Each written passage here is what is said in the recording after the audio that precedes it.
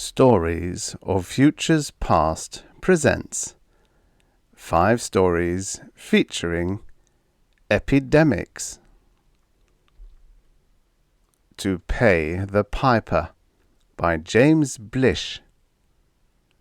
Righteous Plague by Robert Abernathy. Syndrome Johnny by Charles Dye. 3 Spacemen Left to Die by R. Winterbotham. Deepfreeze by Robert Donald Locke. To Pay the Piper by James Blish. Originally published in Worlds of If Science Fiction, February 1956. Narrated by Tom Trussel.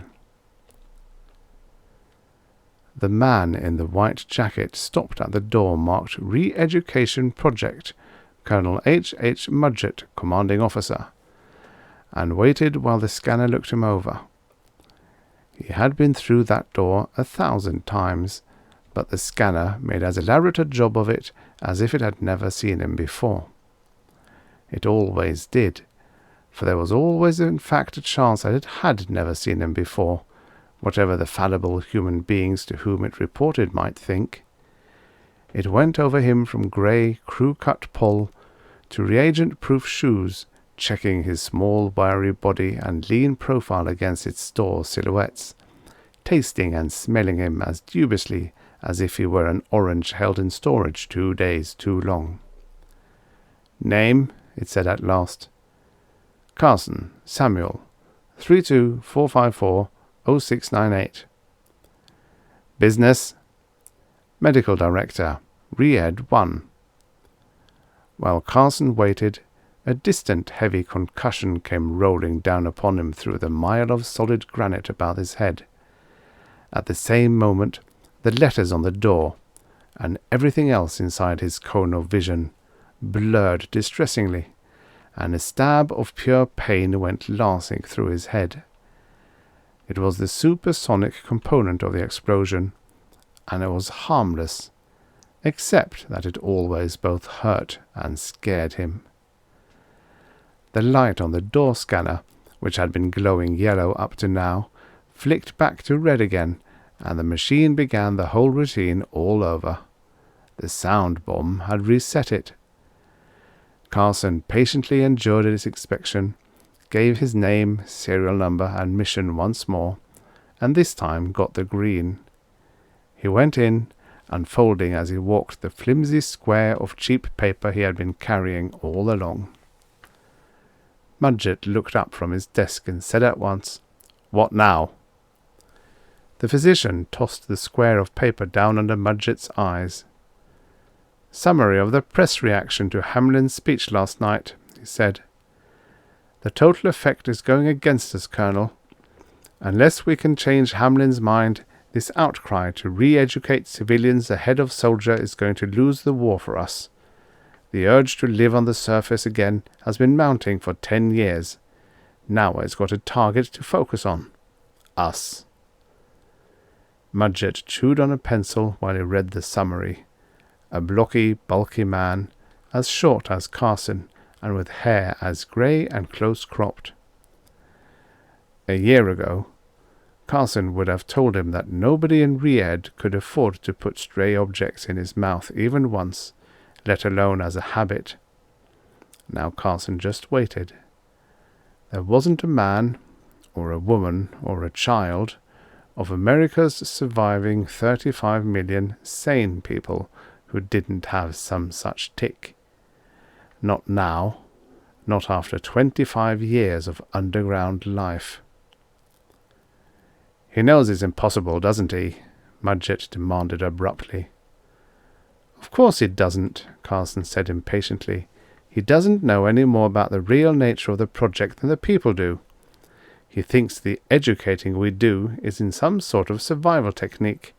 That's what the papers think too, as you can plainly see by the way they loaded that editorial." If we'd taken direct control of the papers in the first place." Carson said nothing. Military control of every facet of civilian life was a fact, and Mudgett knew it. He also knew that an appearance of freedom to think is a necessity for the human mind, and that the appearance could not be maintained without a few shreds of the actuality. "Suppose we do this," Mudgett said at last. "Hamlin's position in the State Department makes it impossible for us to muzzle him.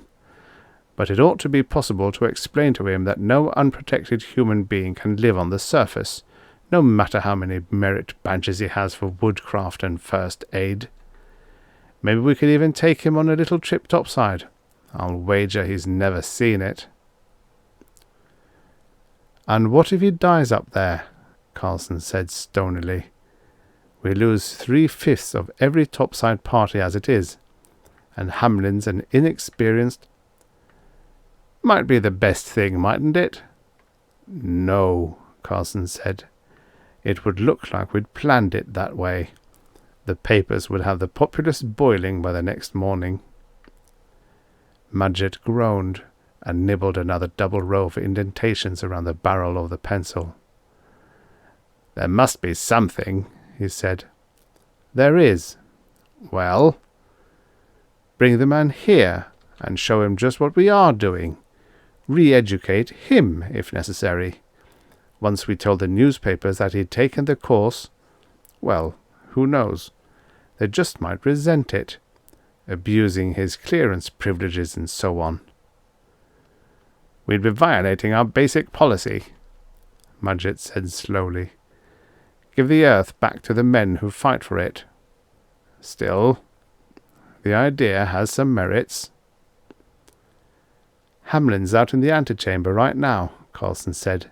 "Shall I bring him in?" The radioactivity never did rise much beyond a mildly hazardous level, and that was only transient during the second week of the war, the week called the death of cities. The small shards of sanity retained by the high commands on both sides dictated avoiding weapons with a built-in backfire. No cobalt bombs were dropped, no territories permanently poisoned. Generals still remembered that unoccupied territory, no matter how devastated, is still unconquered territory. But no such consideration stood in the way of biological warfare. It was controllable. You never released against the enemy any disease you didn't yourself know how to control. There would be some slips, of course, but the margin for error— There were some slips, but for the most part, biological warfare worked fine. The great fevers washed like tides around and around the globe, one after another. In such cities as had escaped the bombings, the rumble of truck convoys carrying the puffed, heaped corpses to the mass graves became the only sound except for sporadic small arms fire. And then that too ceased, and the trucks stood rusting in rows. Nor were human beings the sole victims. Cattle fevers were sent out, wheat rusts, rice moulds, corn blights, hog choleras, poultry enteritises, fountained into the indifferent air from the hidden laboratories, or were loosed far aloft in the jet stream by rocketing fleets. Gelatin capsules pullulating with gill rots fell like hail into the great fishing grounds of Newfoundland, Oregon, Japan, Sweden, Portugal. Hundreds of species of animals were drafted as secondary hosts for human diseases, were injected and released to carry the blessings of the laboratories to their mates and litters. It was discovered that minute amounts of the tetracycline series of antibiotics, which had long been used as feed supplements to bring farm animals to full market weight early, could also be used to raise the most whopping Anopheles and Aedes mosquitoes anybody ever saw, capable of flying long distances against the wind and of carrying a peculiarly interesting new strains of the malarial parasite and the yellow fever virus. By the time it had ended, everyone who remained alive was a mile underground. For good. "I still fail to understand why," Hamlin said, "if, as you claim, you have methods of re-educating soldiers for surface life, you can't do so for civilians as well. Or instead."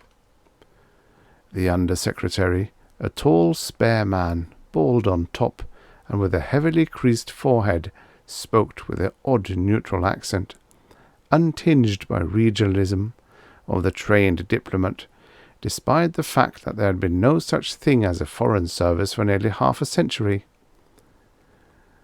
"We're going to try to explain that to you," Carson said, "but we thought that, first of all, we'd try to explain once more why we think it would be a bad policy, as well as physically out of the question.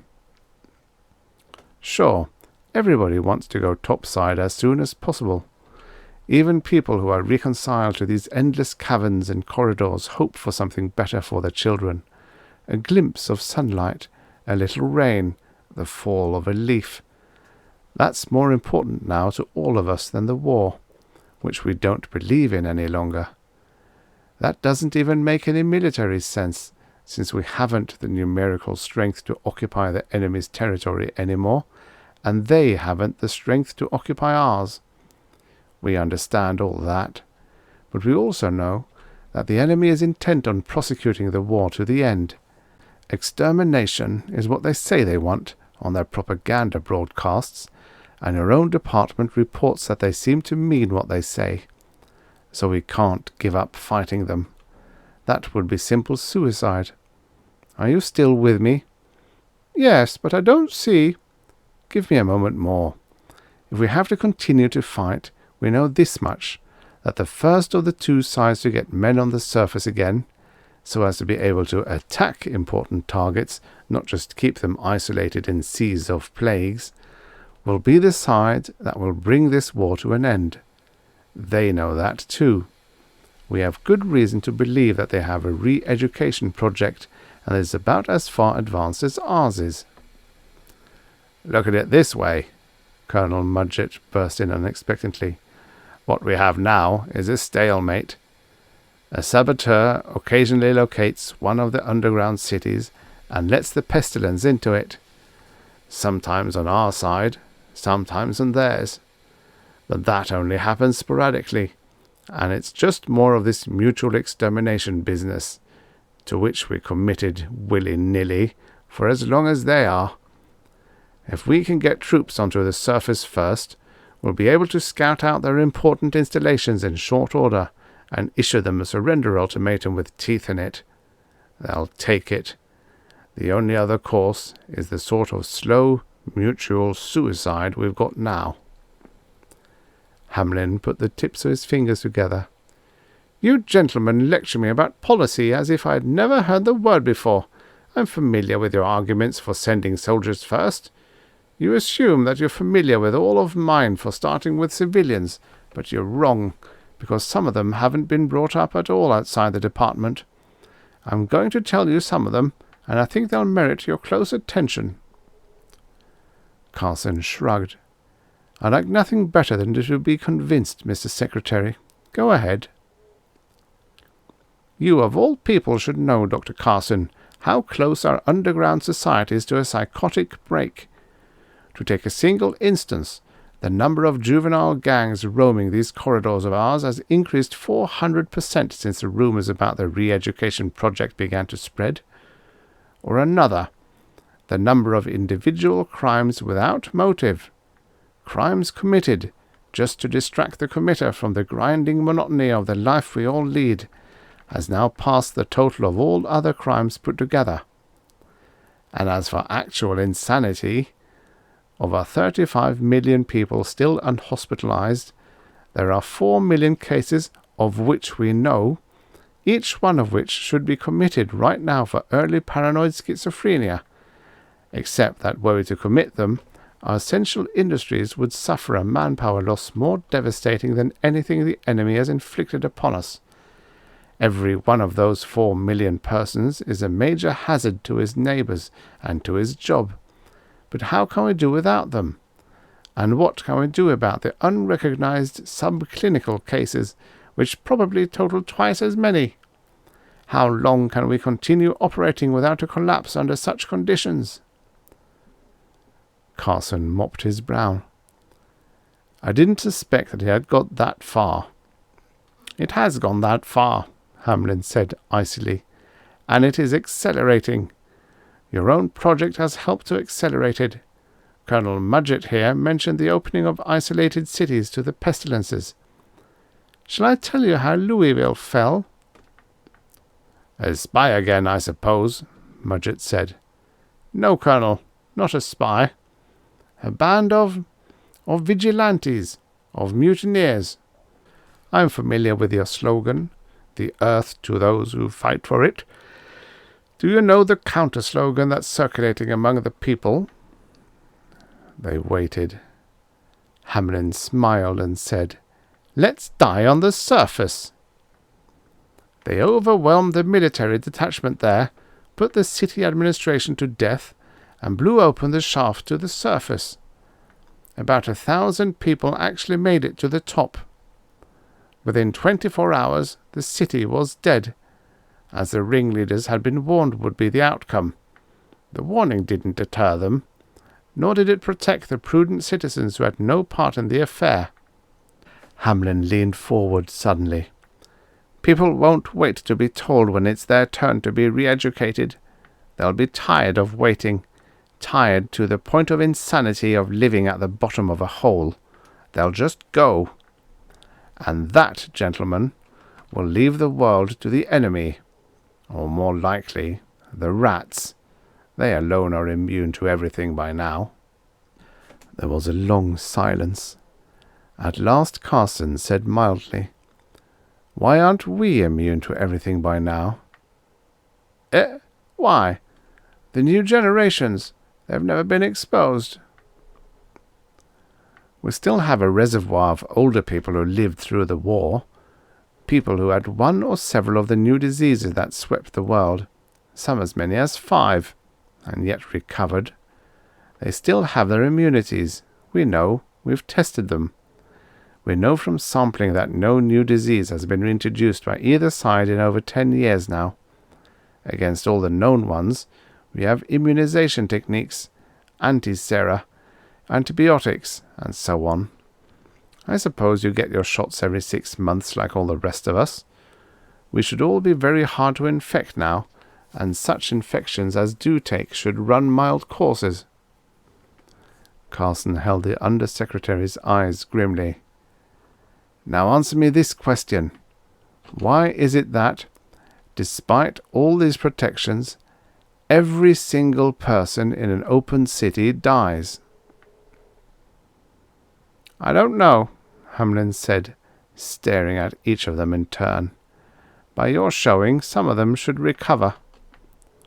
They should, Carson said, but nobody does. Why? Because the very nature of disease has changed since we all went underground. There are now abroad in the world a number of mutated bacterial strains which can bypass the immunity mechanisms of the human body altogether. What this means, in simple terms, is that, should such a germ get into your body wouldn't recognize it as an invader. It would manufacture no antibodies against the germ. Consequently, the germ could multiply without any check, and you would die. So would we all. I see, Hamlin said. He seemed to have recovered his composure extraordinarily rapidly. I'm no scientist, gentlemen, but what you tell me makes our position sound perfectly hopeless. Yet obviously you have some answer. Carson nodded. We do. But it's important for you to understand the situation. Otherwise, the answer will mean nothing to you. So, is it perfectly clear to you now, from what we've said so far, that no amount of re-educating a man's brain, be he soldier or civilian, will allow him to survive on the surface? Quite clear, Hamlin said, apparently ungrudgingly. Carson's hopes rose by a fraction of a millimetre. But if you don't re-educate his brain, what can you re-educate? His reflexes, perhaps? No, Carson said. His lymph nodes and his spleen. A scornful grin began to appear on Hamlin's thin lips. You need better public relations counsel than you've been getting, he said. If what you say is true, as of course I assume it is, then the term re-educate is not only inappropriate, it's downright misleading. If you had chosen a less suggestive and more accurate label in the beginning, I wouldn't have been able to cause you half the trouble I have. I agree that we were badly advised there, Carson said, but not entirely for those reasons. Of course the name is misleading. That's both a characteristic and a function of the names of top-secret projects. But in this instance, the name re-education, bad as it now appears, subjected the men who chose it to a fatal temptation. You see, though it is misleading, it is also entirely accurate. Word games, Hamlin said. Not at all, Mudgett interposed. We were going to spare you the theoretical reasoning behind our project, Mrs. Secretary, but now you'll just have to sit still for it. The fact is that the body's ability to distinguish between its own cells and those of some foreign tissue, a skin graft, say, or a bacterial invasion of the blood, isn't an inherited ability. It's a learned reaction. Furthermore, if you'll think about it a moment, you'll see that it has to be. Body cells die, too, and have to be disposed of. What would happen if removing those dead cells provoked an antibody reaction, as the destruction of foreign cells does? We'd die of anaphylactic shock while we're still infants. For that reason, the body has to learn how to scavenge selectively. In human beings, that lesson isn't learned completely until about a month after birth. During the intervening time, the newborn infant is protected by antibodies that it gets from the colostrum, the first milk it gets from the breast during the 3 or 4 days immediately after birth. It can't generate its own. It isn't allowed to, so to speak, until it's learned the trick of cleaning up body residues without triggering the antibody mechanisms. Any dead cells marked personal have to be dealt with some other way. That seems clear enough, Hamlin said, but I don't see its relevance. Well, we're in a position now where that differentiation between the self and everything outside the body doesn't do us any good anymore. These mutated bacteria have been selfed by the mutation. In other words, some of the protein molecules, probably desoxyribonucleic acid molecules, carry configurations or recognition units identical with those of our body cells, so that the body can't tell one from another. But what has all of this to do with re-education? Just this, Carson said. What we do here is to impose upon the cells of the body, all of them, a new set of recognition units for the guidance of the lymph nodes and the spleen, which are the organs that produce antibodies. The new units are highly complex, and the chances of their being duplicated by bacterial evolution, even under forced draft, are too small to worry about. That's what re-education is. In a few moments, if you like, we'll show you just how it's done. Hamlin ground out his 5th cigarette in Mudgett's ashtray and placed the tips of his fingers together thoughtfully. Carson wondered just how much of the concept of recognition marking the Undersecretary had absorbed.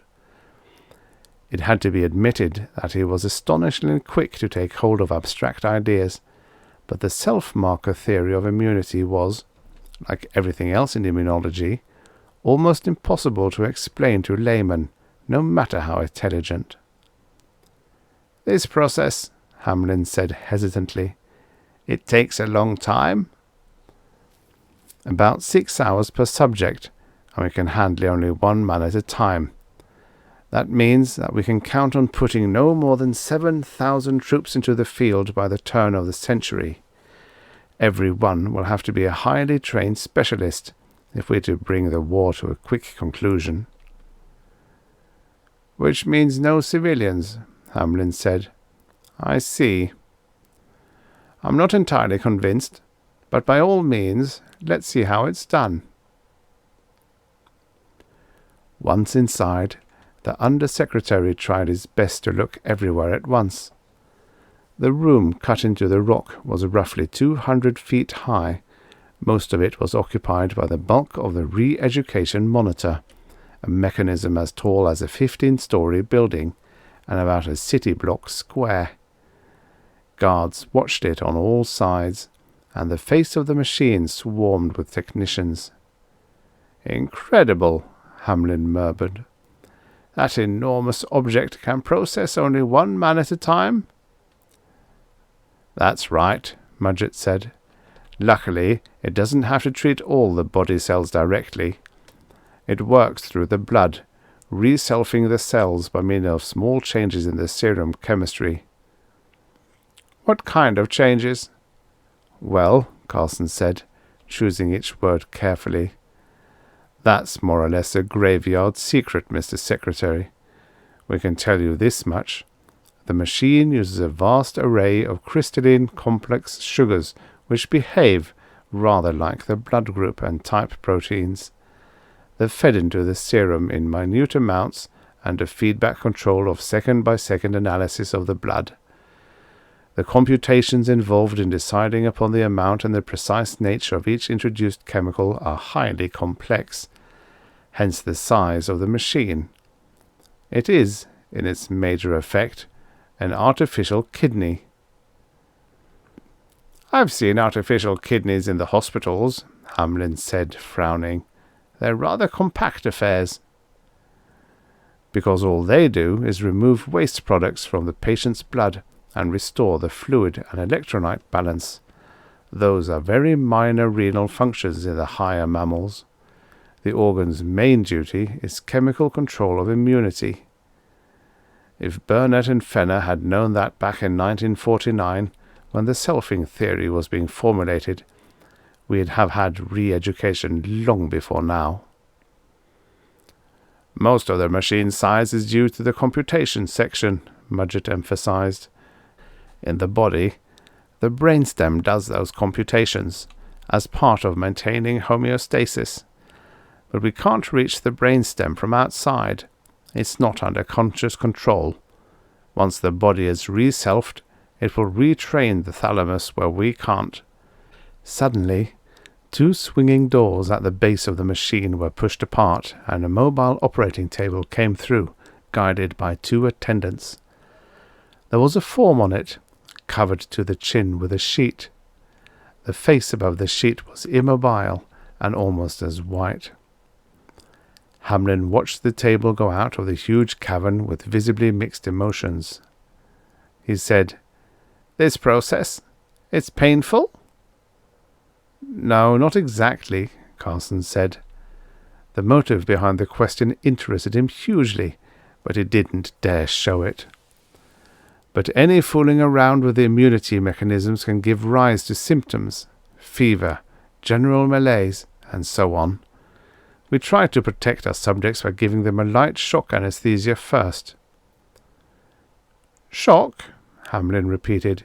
"You mean electroshock? I don't see how." "Call it stress anesthesia instead. We give the man a steroid drug that counterfeits the anesthesia the body itself produces in moments of great stress, on the battlefield, say, or just after a serious injury. It's fast and free of after effects. There's no secret about that, by the way. The drug involved is 21-hydroxypregnane 3, 20-dione sodium succinate, and it dates all the way back to 1955. "Oh," the Under-Secretary said. The ringing sound of the chemical name he had had, as Carson had hoped, a ritually soothing effect. "Gentlemen," Hamlin said hesitantly, "gentlemen, I have A rather unusual request, and, I am afraid, a rather selfish one. A brief, nervous laugh. Selfish in both senses, if you will pardon me the pun. You need feel no hesitation in refusing me, but... Abruptly he appeared to find it impossible to go on. Carson mentally crossed his fingers and plunged in. You would like to undergo the process yourself, he said. Well, yes. Yes, that's exactly it. Does that seem inconsistent? I should know, should I not, what it is that I'm advocating for my following?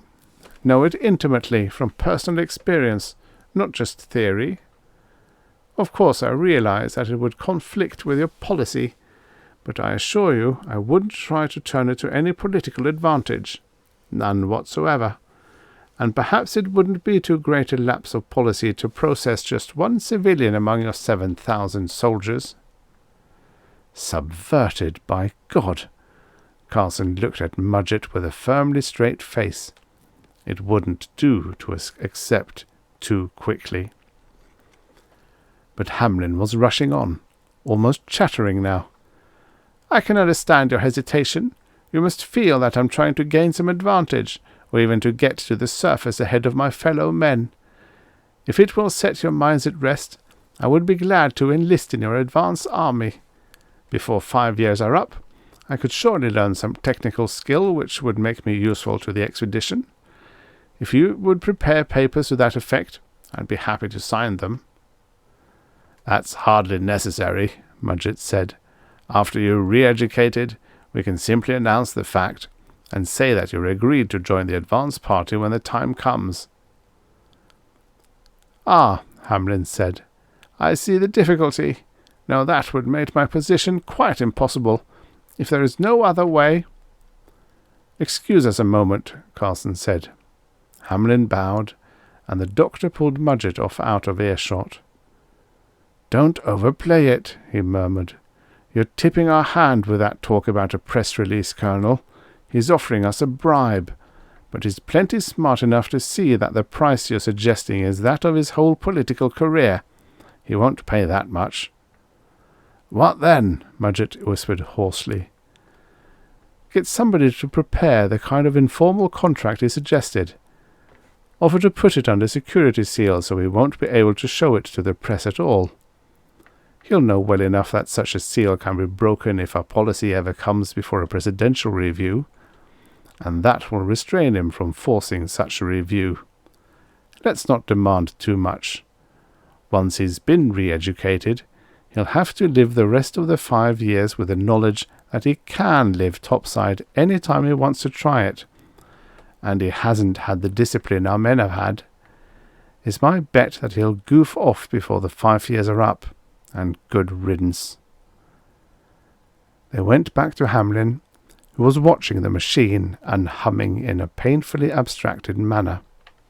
I've convinced the Colonel, Carson said, that your services in the army might well be very valuable when the time comes, Mr. Secretary.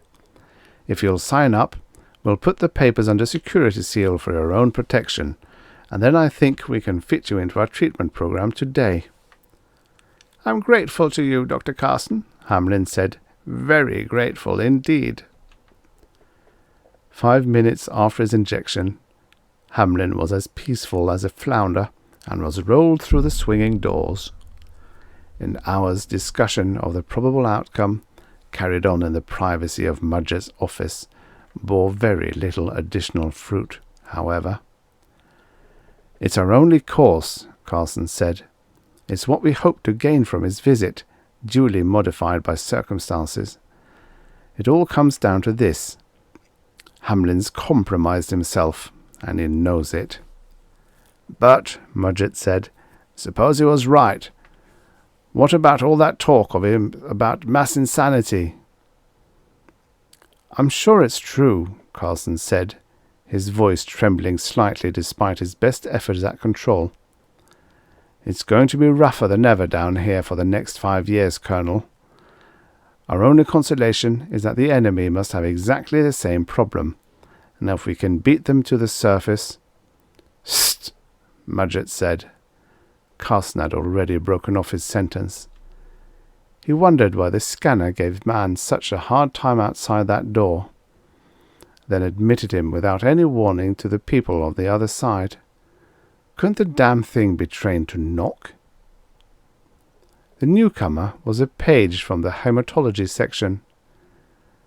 "Here's the preliminary rundown on your student X, Dr. Carson," he said. The page saluted Mudgett and went out. Carson began to read. After a moment, he also began to sweat. "Colonel, look at this. I was wrong after all. Disastrously wrong. I haven't seen a blood type distribution pattern like Hamlin's since I was a medical student, and even back then it was only a demonstration, not a real live patient. Look at it from the genetic point of view, the migration factors." He passed the protocol across the desk.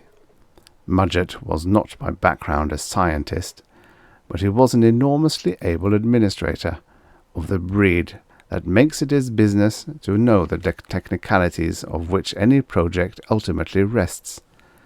He was not much more than halfway through the tally before his eyebrows were gaining altitude like shockwaves. "Carson, we can't let that man into the machine. He's already in it, Colonel, you know that. And if we interrupt the process before it runs to term, we'll kill him." "Let's kill him then," Mudgett said harshly. "Say he died while being processed. Do the country a favour." "That would produce a hell of a stink. Besides, we have no proof." Mudgett flourished the protocol excitedly. "That's not proof to anyone but a hematologist." "But Carson, the man's a saboteur," Mudgett shouted. "Nobody but an Asiatic would have a typing pattern like this. And he's no melting pot product either. He's a classical mixture, very probably a Georgian. And every move he's made since we first heard of him has been aimed directly at us, aimed directly at tricking us into getting him into the machine." "I think so too," Carson said grimly. "I just hope the enemy hasn't many more agents as brilliant." "One's enough," Mudgett said. "He's sure to be loaded to the latest cc of his blood with catalyst poisons. Once the machine starts processing his serum, we're done for. It'll take us years to reprogram the computer if it can be done at all. It's got to be stopped." "Stopped?" Carson said, astonished. "But it's already stopped. That's not what worries me. The machine stopped it 50 minutes ago." "It can't have. How could it? It has no relevant data." "Sure it has." Carson leaned forward, took the cruelly chewed pencil away from Mudgett, and made a neat check beside one of the entries on the protocol. Mudgett stared at the checked item. "Platelets re-6?" he mumbled. "But what's that got to do with—" Oh, I see. That platelet type doesn't exist at all in our population now, does it?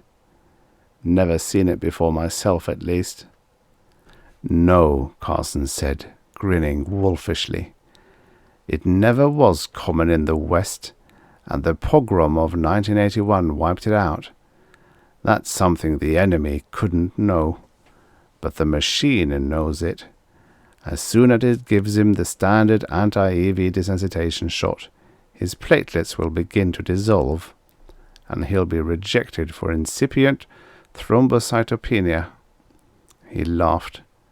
"For his own protection. But he's getting nitrous oxide in the machine, and he'll be held 6 hours under anesthesia anyhow, also for his own protection." Mudgett broke in. He was grinning back at Carson like an idiot. "When he comes out from under, he'll assume that he's been re-educated, and he'll beat it back to the enemy to report that he's poisoned our machine, so that they can be sure they'll beat us to the surface. And he'll go the fastest way, over land." "He will," Carson agreed. "Of course he'll go overland, and of course he'll die. But where does that leave us? We won't be able to conceal that it was treated here, if there's any sort of an inquiry at all. And his death will make everything we do here look like a fraud, instead of paying our Pied Piper. And great jumping Jehoshaphat, look at his name. They were rubbing our noses in it all the time. Nevertheless, we didn't pay the piper. We killed him. And plateless Ra 6 won't be an adequate excuse for the press, or for Hamlin's follow. It doesn't worry me, Mudgett rumbled. Who'll know? He won't die in our labs. He'll leave here hale and hearty. He won't die until he makes a break for the surface. After that, we can compose a fine obituary for the press. Heroic government official on the highest policy level, couldn't wait to lead his followers to the surface. Died of being too much in a hurry. Re-Ed project sorrowfully reminds everyone that no technique is foolproof. Mudgett paused long enough to light a cigarette, which was most a singular action for a man who never smoked. As a matter of fact, Carson, he said, it's a natural. Carson considered it. It seemed to hold up. And Hamlin would have a death certificate as complex as he deserved. Not officially, of course, but in the minds of everyone who knew the facts. His death, when it came, would be due directly to the thrombocytopenia which had caused the Re-Ed machine to reject him. And thrombocytopenia is a disease of infants. Unless ye become as little children. That was a fitting reason for rejection from the new kingdom of earth. Anemia of the newborn. His pent breath went out of him in a long sigh. He hadn't been aware that he'd been holding it. It's true, he said softly. That's the time to pay the piper. When? Mudgett said. When? Carson said, surprised. Why, before he takes the children away. The end. Subscribe for your daily stories of futures past.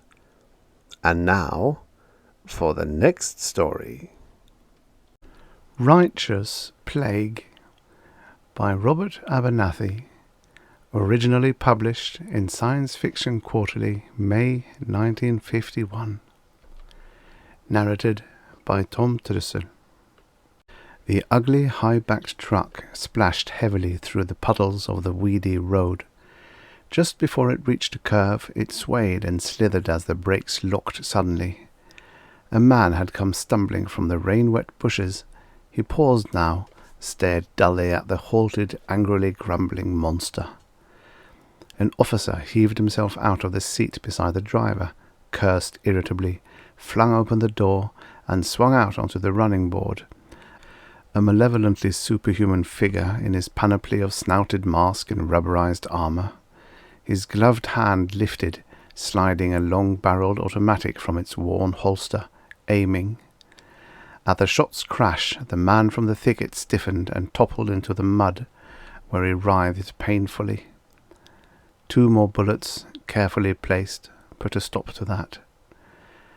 The officer slid back into the seat and sighed with a sucking sound inside his mask. Without being told, the driver turned the truck cautiously off the road, tilting far over, left wheels deep in the slippery ditch. It ground in lowest gear past the motionless body, keeping several feet away. In the back of the truck, 5 oddly assorted civilian men and 1 woman huddled together and exchanged vaguely curious glances over the stop, the shooting, and the detour.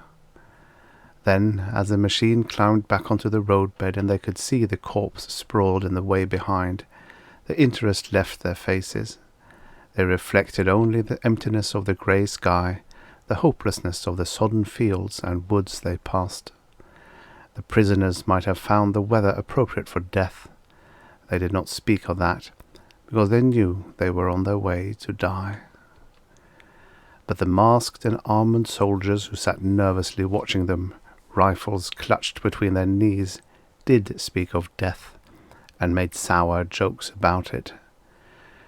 They did not know they themselves were going to death, that when the execution was done and reported by radio, a plane would be overhead inside 2 minutes to bomb them.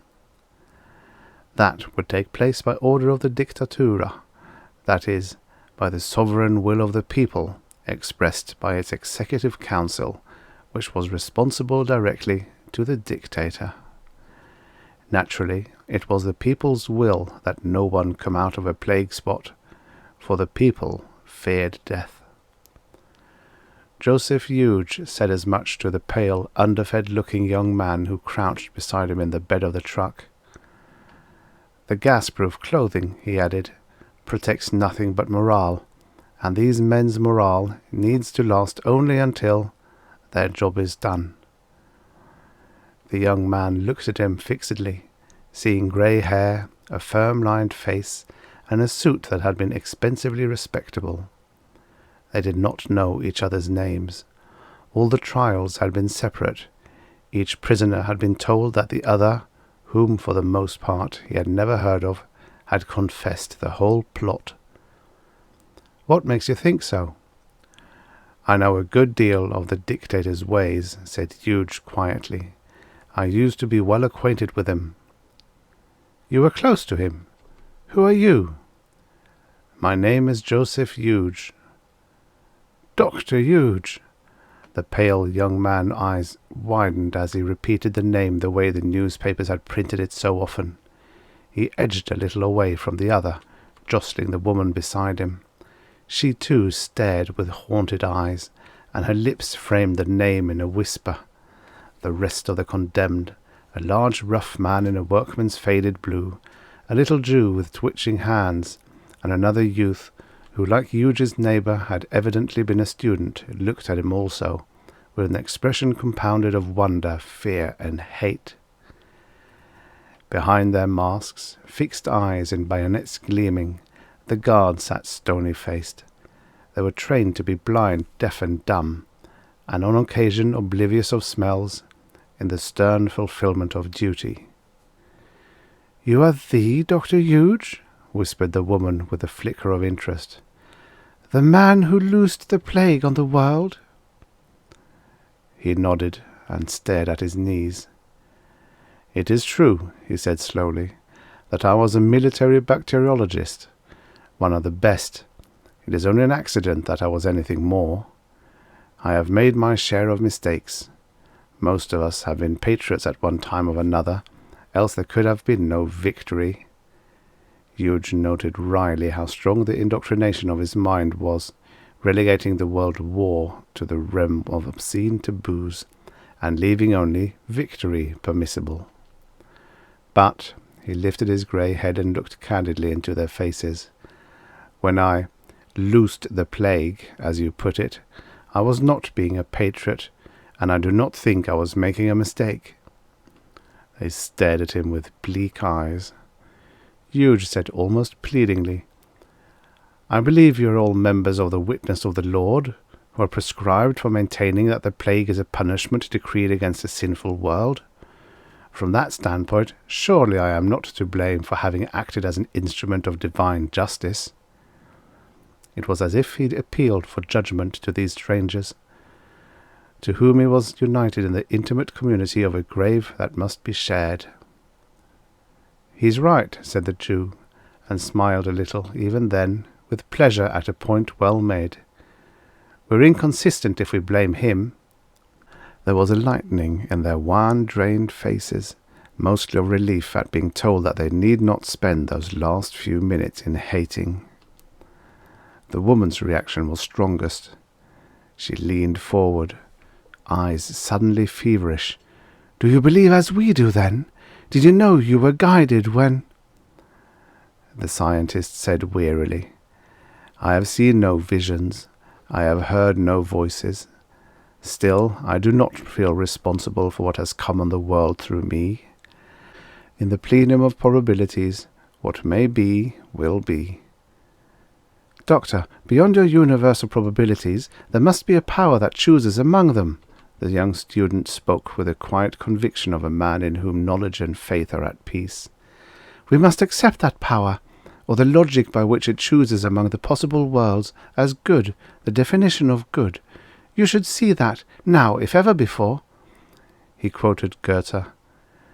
Denn nur im Elend erkennt man Gottes Hand und Finger, der gute Menschen zum Guten leitet.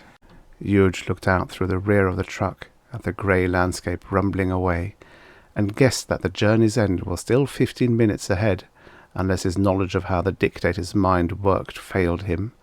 The place would be near the wreckage of his one-time laboratory, levelled from the air on the naive theory that some devilish device there was broadcasting the seeds of plague. Aching minutes that had to be soothed with words. Words.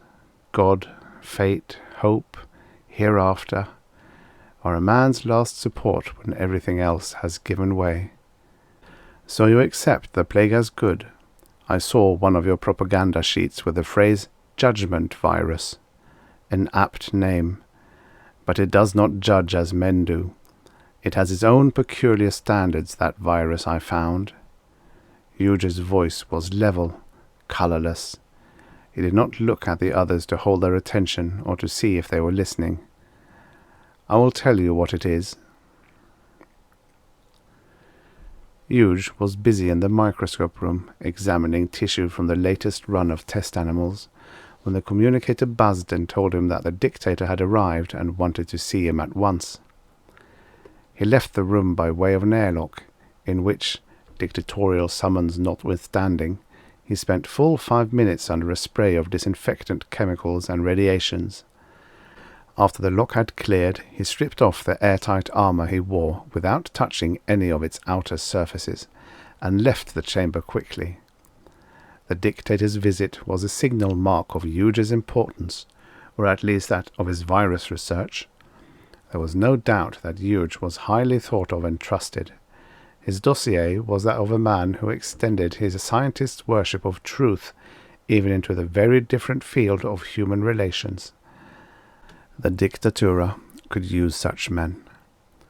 Huge knew his status, had given it little thought for years. It was his private social contract, the working agreement by which the powers that be gave him the priceless opportunity to do research, in return for the, to him, worthless byproducts of same. Now, he thought as he went up in the elevator, the dictator would be impatient, or at least eager, to hear the results of the newest experiments. The first tests of the new strain showed promise by inoculations of a monkey, Macacus rhesus. The last series of experimental animals had belonged to another primate species, Homo sapiens. That was the crucial proof whether men infected with virus RM4-2197-R for rubeola or measles, M4 for fourth stage mutant, the rest the classification number of the culture, would die swiftly, surely, with a minimum of fuss. That was routine too, but the results were not. The results had kept Huge lying awake for some night now. Awake, open-eyed, face-to-face with himself as he had not been within his memory. He turned briskly into the contagion laboratory, deliberately making delay, explaining to himself that it would be best to have all the data and the new culture at his fingertips. The big room was a jungle of sealed glass cases where beady-eyed mice tumbled over each other, where healthy rabbits nibbled lettuce cheek by jowl with rabbits whose bodies seethed with mutant microbes. At the most crowded end of the room was Novik, brightest of the skilled young men assigned as assistants and apprentices to the great Dr. Huge, busy now, with pencil and notebook, counting dead mice. Huge looked over Novik's shoulder at the tallies. They were many. He asked, "What does it come to?" "So far," said Novik, "I've only been over the direct and remote cages, but," he gestured at the remaining glass compartments on his right, "I'd be willing to bet the results of the delayed exposures are the same. Contagion, 100%. Mortality 100%. The only difference is that where infected and healthy mice have a screen between them, the healthy ones get it slower. A few cases at first, then it runs right through them. Said Huge without enthusiasm. The figures proved nothing new, only that the mutant virus bred true. For that matter, the 100-100 ratio of infections and deaths to exposures had been achieved already with RM3. Huge turned toward a double tier of cages along the side wall. These were small, built to contain one animal apiece, 10 above, 10 below. They were segregation cages.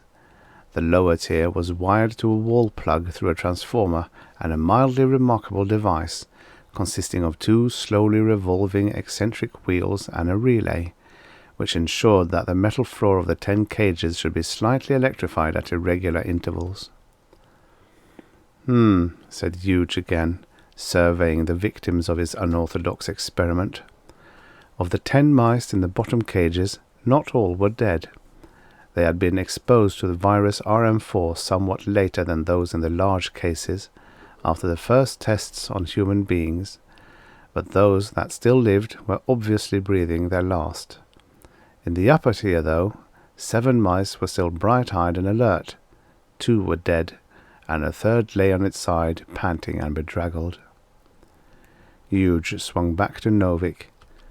Set up 50 more segregation cages, clear the wired set for a repeat test, and get me 6 cats, and... He hesitated. Don't mention these experiments to the others if you can help it. We two can handle all the necessary work. Novik's clear eyes dwelt briefly on his superior's face, a look of sympathetic understanding for the haggard pallor, the tired lines about the older man's mouth. Right, he nodded crisply. I'll be back by the time you're ready, said Huge. Right now I have a chore to do. The dictator's here? Huge frowned. How do you know? It's plain in your face. What are you going to tell him? Tell him? Why, what he's come to hear. The dictator was as usual splendid in uniform. He was not a garish or offensive splendour, but beautifully tailored, pointed up with harmonizing gleams of bright metal, like the tasteful chromium ornaments of the luxurious modern cars and aircraft. The uniform made his somewhat stocky figure the epitome of the new age, ruled by the stars of technical perfection, beauty, and above all, harmony. The dictatura was the first government which had dared to assume total power over and total responsibility for the lives and happiness of its people. Under the sway of its master plan, guided by its ultimate ideology, all men and things harmonized, cooperated, and coordinated. Dissonances were forbidden, and the vast harmony of a nation found its summit and symbol in this one man, the almighty father of his people. Without his knowledge, no sparrow fell to the ground in his borders, and in his files all the hairs of his subject's head were numbered. The great Dr. Huge was only one among hundreds of millions whose work and rewards and recreations and very thoughts were arranged for their own benefit. But at the same time, he was something more. As long as the dictatura was not worldwide, there would be groups and nations in the clashing chaos beyond the frontier which plotted with envious hatred to destroy it. The earthly paradise must be defended. Huge's position as a top scientist in a field vital to defense elevated him almost to the level of the politico-economic planners. The dictator greeted Huge with a man-to-man warmth he did not use toward those to whom he was something much like a god. Well, Doctor, how is the health of your virus, and of those who have sampled it? The scientist said quietly. Of the 16 specimens you sent me, all but one died within 10 days after inoculation. Ah? And the one? That is the strange thing. It would seem that the virus has some preference in victims. The dictator blinked his most marked expression of surprise. Explain. Huge's face was unreadable. "Before I go into details," he suggested, "let us consider the nature of the perfect biological weapon." "Perhaps you have discovered the perfect weapon," the dictator frowned. "You are being obscure." "Then," said Huge stolidly, "suppose I put it negatively. What is wrong with most biological weapons?" "They are treacherous." "Exactly. Virus RM3 was our best development up to now. It has a contagion index and mortality rate of 100, with the psychological advantage of bringing about death in a rather repulsive fashion. It is easily produced and distributed, and there is no known counteragent. So it cannot be used as a weapon. It is too dangerous to the user." "We were over that before," said the dictator. They had been, and he had found it hard to stomach, especially when he reflected that the enemy, while it was improbable they had duplicated the creation of RM3, might have equally deadly weapons, which similar considerations would deter them from using, unless driven to suicidal retaliation. It was known, though, that the enemy had been fortunately slow in developing the technique of disease mutation, the methods of irradiation, centrifugal selection, and automatic scanning, which could produce and analyze thousands of cultures at a time, compress millions of years of microorganic evolution into weeks or days. "The single case of immunity to RM4, said Huge dryly, had no basis that became evident either at once or on the closest comparison of the physiological data, both pre-inoculation and post-mortem. I was on the point of giving up and deciding to repeat the experiment when it occurred to me to contact the political police and ask for their dossiers on all the specimens. After a little delay, my request was granted." "I know," said the dictator impatiently. "I approved it myself." "Well, the 15 men who died of RM4 were run-of-the-mill criminals and political offenders, malcontents stupid enough to express themselves antisocially.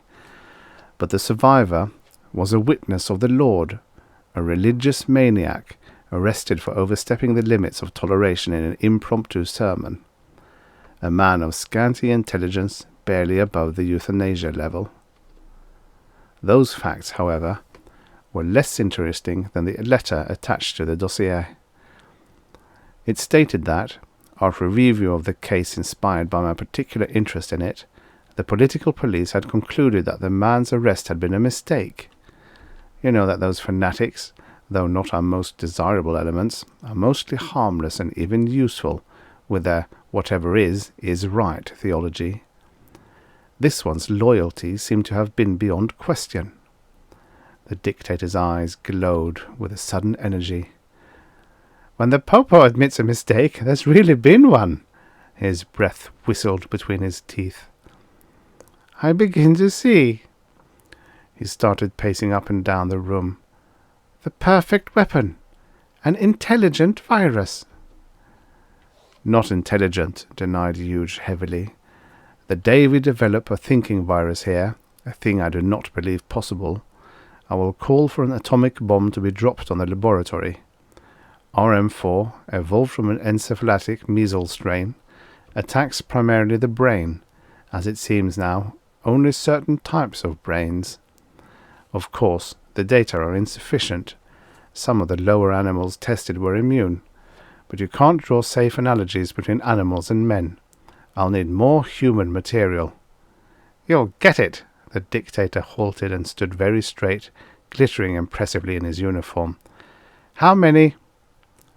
"This time I will need a control." So 25 healthy privates of the dictator's honor guard, hand-picked for courage, rigid honesty, and selfless loyalty to the leader, hospitalized and injected with potent doses of viciously lethal culture RM4-2197. They were told that it was a new immunization which would soon become regulation throughout the armed forces. And 25 prisoners, likewise healthy save for the twist in their minds that made them seditionists and rebels instead of honor guardsmen, received the same injection and were told the same story. The results were almost fantastically satisfactory. The 25 convicts died, one and all, with their uncontrolled spasms and twitchings lapsing into stupor that told of the virus progress in the higher nerve centers. Their isolated barracks, together with the unimportant orderlies who had cared for it and the victims, were sterilized, almost obliterated by the caustic chemicals and flame. Meantime, the honor guard in their separate quarantine rolled dice and exchanged dirty jokes and felt no ill effects. The dictator had commanded that he be first to know the outcome. He, who fancied himself as a poet of human destiny, also liked to think that he had a scientific mind, and in this matter, on which the world's future might hinge, he wished to make his own observations and draw his own conclusions. But promptly after receiving the news, he visited Huge again to shower him with jubilant congratulations. "Now," he announced fervently, "we must have one final experiment, to be wholly sure, one on a far grander scale than any experiment ever was before. I want a large supply of virus RM4 in sealed cylinders of 5 or 6 liters each, under pressure. Prepared as for military use, you understand. The rest I will take care of." Huge bowed his head in acquiescence and refrained from mentioning his mice.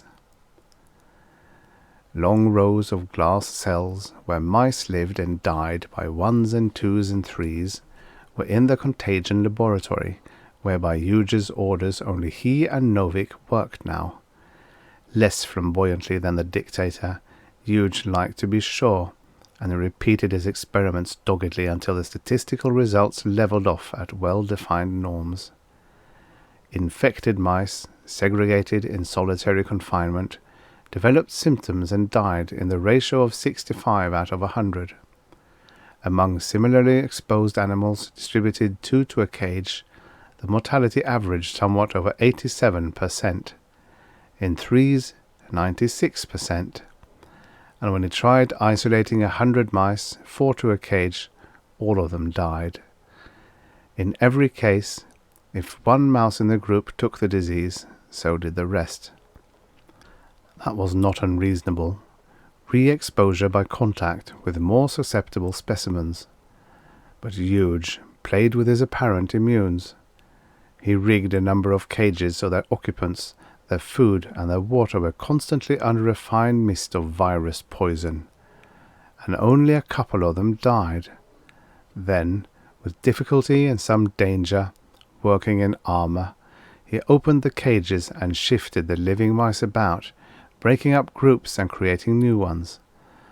In the next few days, the immune's mortality rate was better than 40%.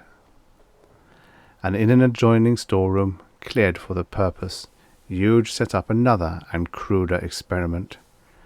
Mice that had survived exposure to RM4 were imprisoned in sealed glass runs, and in the room at large were let loose the half-dozen lean alley cats that Novik had procured. The cats roamed hungrily about, mewed and clawed at the glass, and had difficulty understanding that there was no way of getting at the mice.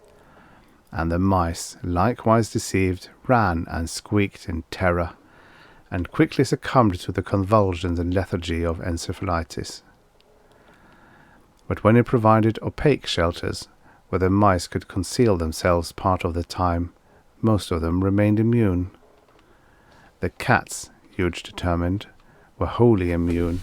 Massive injections of the virus did no more than infuriate them.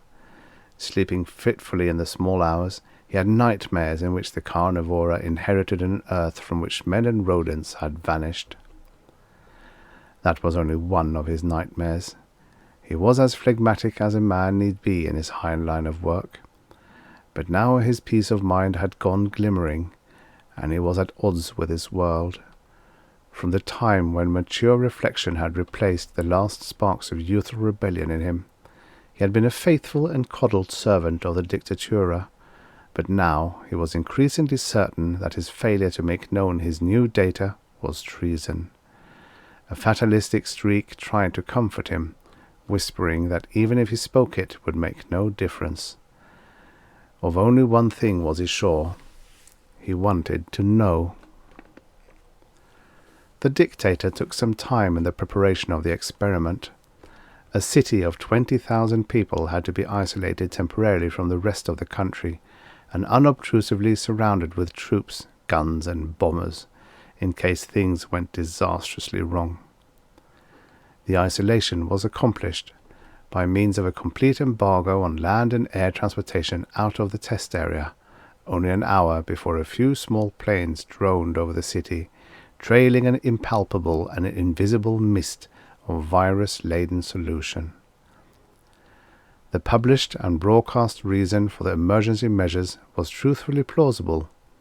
A threatened outbreak of disease, understood to be sleeping sickness. The difference in symptoms between ordinary encephalitis lethargica and that produced by the RM4 was so slight that few, if any, of the doctors who were shipped into the city recognized anything peculiar in the cases they treated, apart from the high 100% fatality. It was not necessary that they know any better, since they were only a part of the ardently pursued campaign to allay public suspicion and anxiety and prevent an undesirable panic. The soothing propaganda, an example of the authorities, and the diligence of the Popo agents who swarmed in the stricken area, were so successful that no mass plague terror reared its head, though the death toll during the 3 weeks it took for the epidemic to run its course climbed to almost 1,000.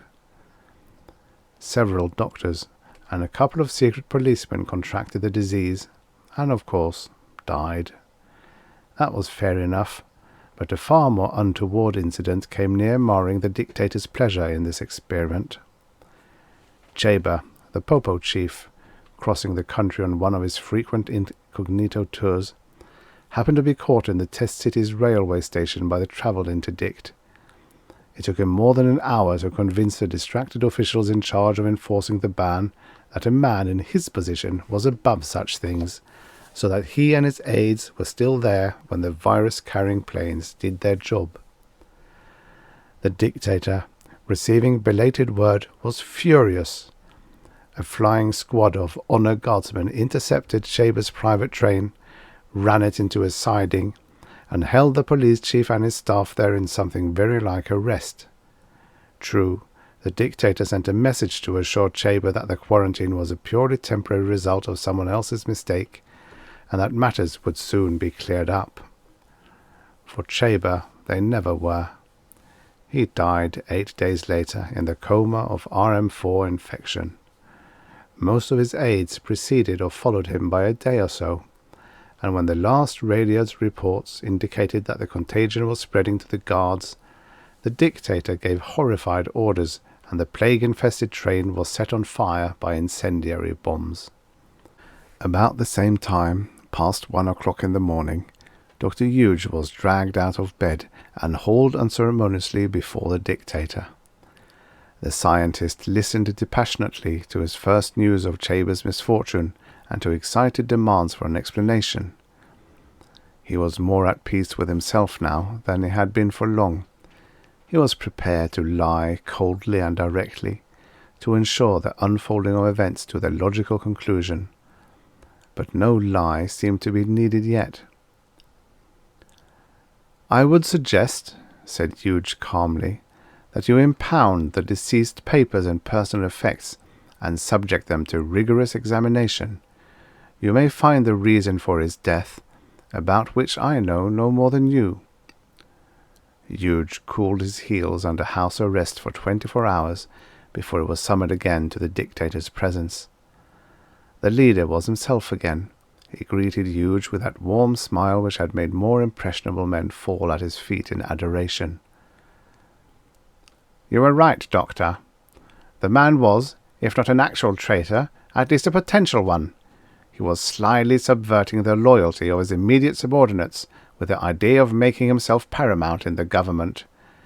His death becomes a striking demonstration of your virus's value." A new shadow passed over the dictator's face as he recalled how he had trusted Chaber. "I think," he mused aloud, "we will prepare RM4 injections for all the more strategically placed personnel of the political police.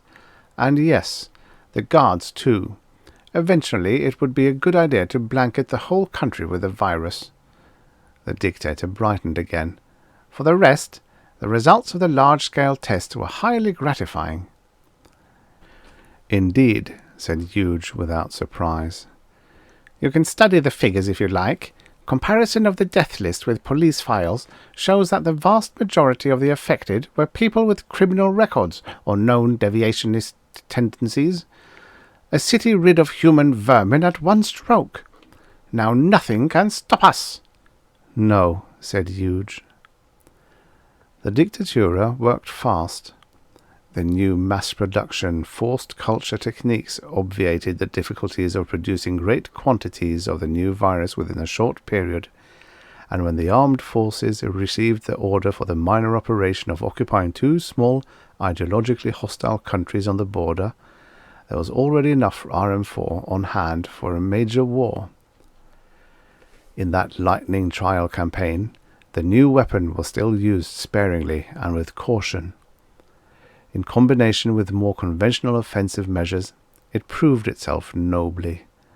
The dictatura's shock troops rolled into cities of the dead, saw whole countrysides unpeopled almost overnight by the mutant plague. Few of the invaders, picked, loyal men that they were, succumbed.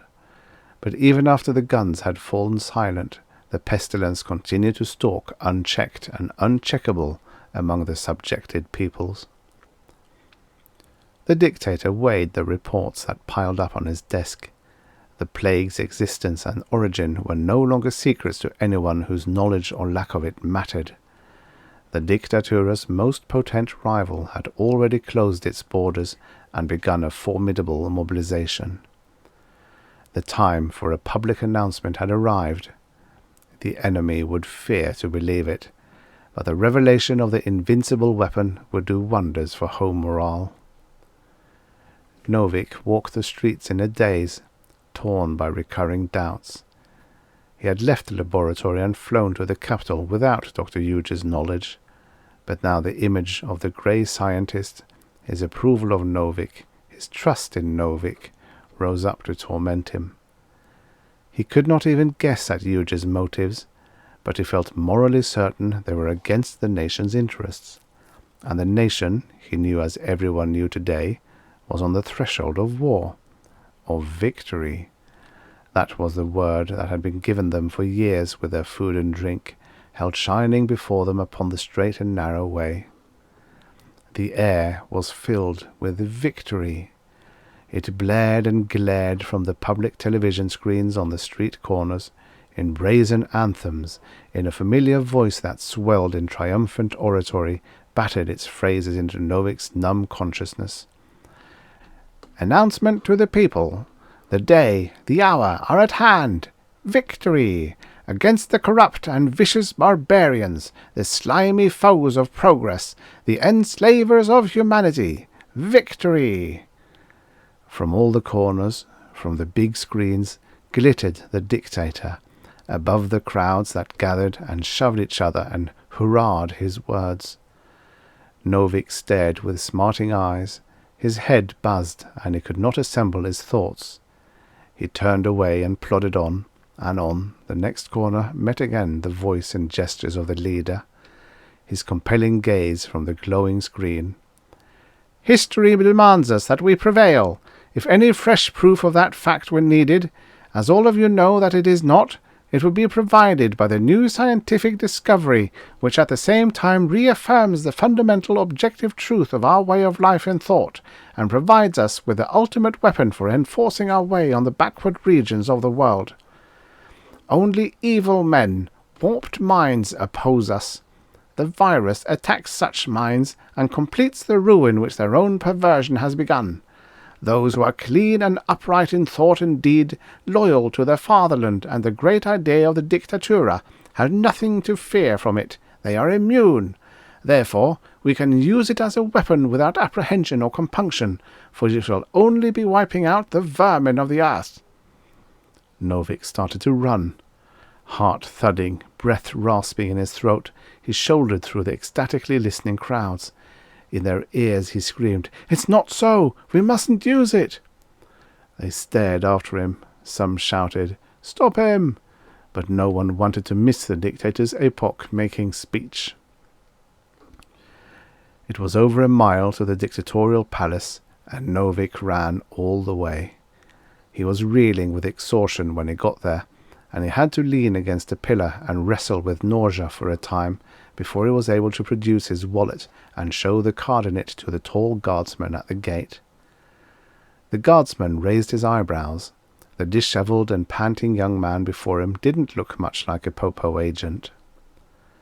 Beyond the gates, though, Novik encountered officials who knew him, and in a remarkably short time he was led before the dictator. Since Chaber's demise, the leader had appointed no successor to the post, taking care of the most important police matters himself. Now he was still flushed from his speech to the people and delighted by the first reports of the people's reaction. Novik faced the dictator, holding himself erect with an effort.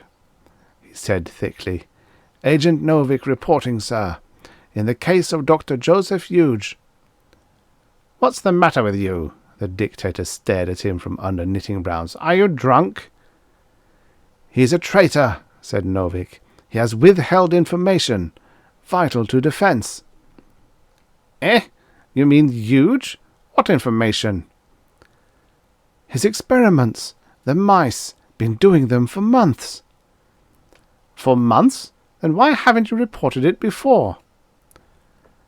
"Another traitor," mumbled Novik. He swayed unsteadily on his feet, caught himself with a peculiar jerk. His eyes were somnolent. Before them, the dictator blurred in a bright, painful glitter of metal. Two dictators, shining and terrible here at the end of the world. The virus, not a weapon, not to be used, because it's death, it's fear. The dictator recoiled, recognizing the red-rimmed vacant eyes, the twitching face of the young man.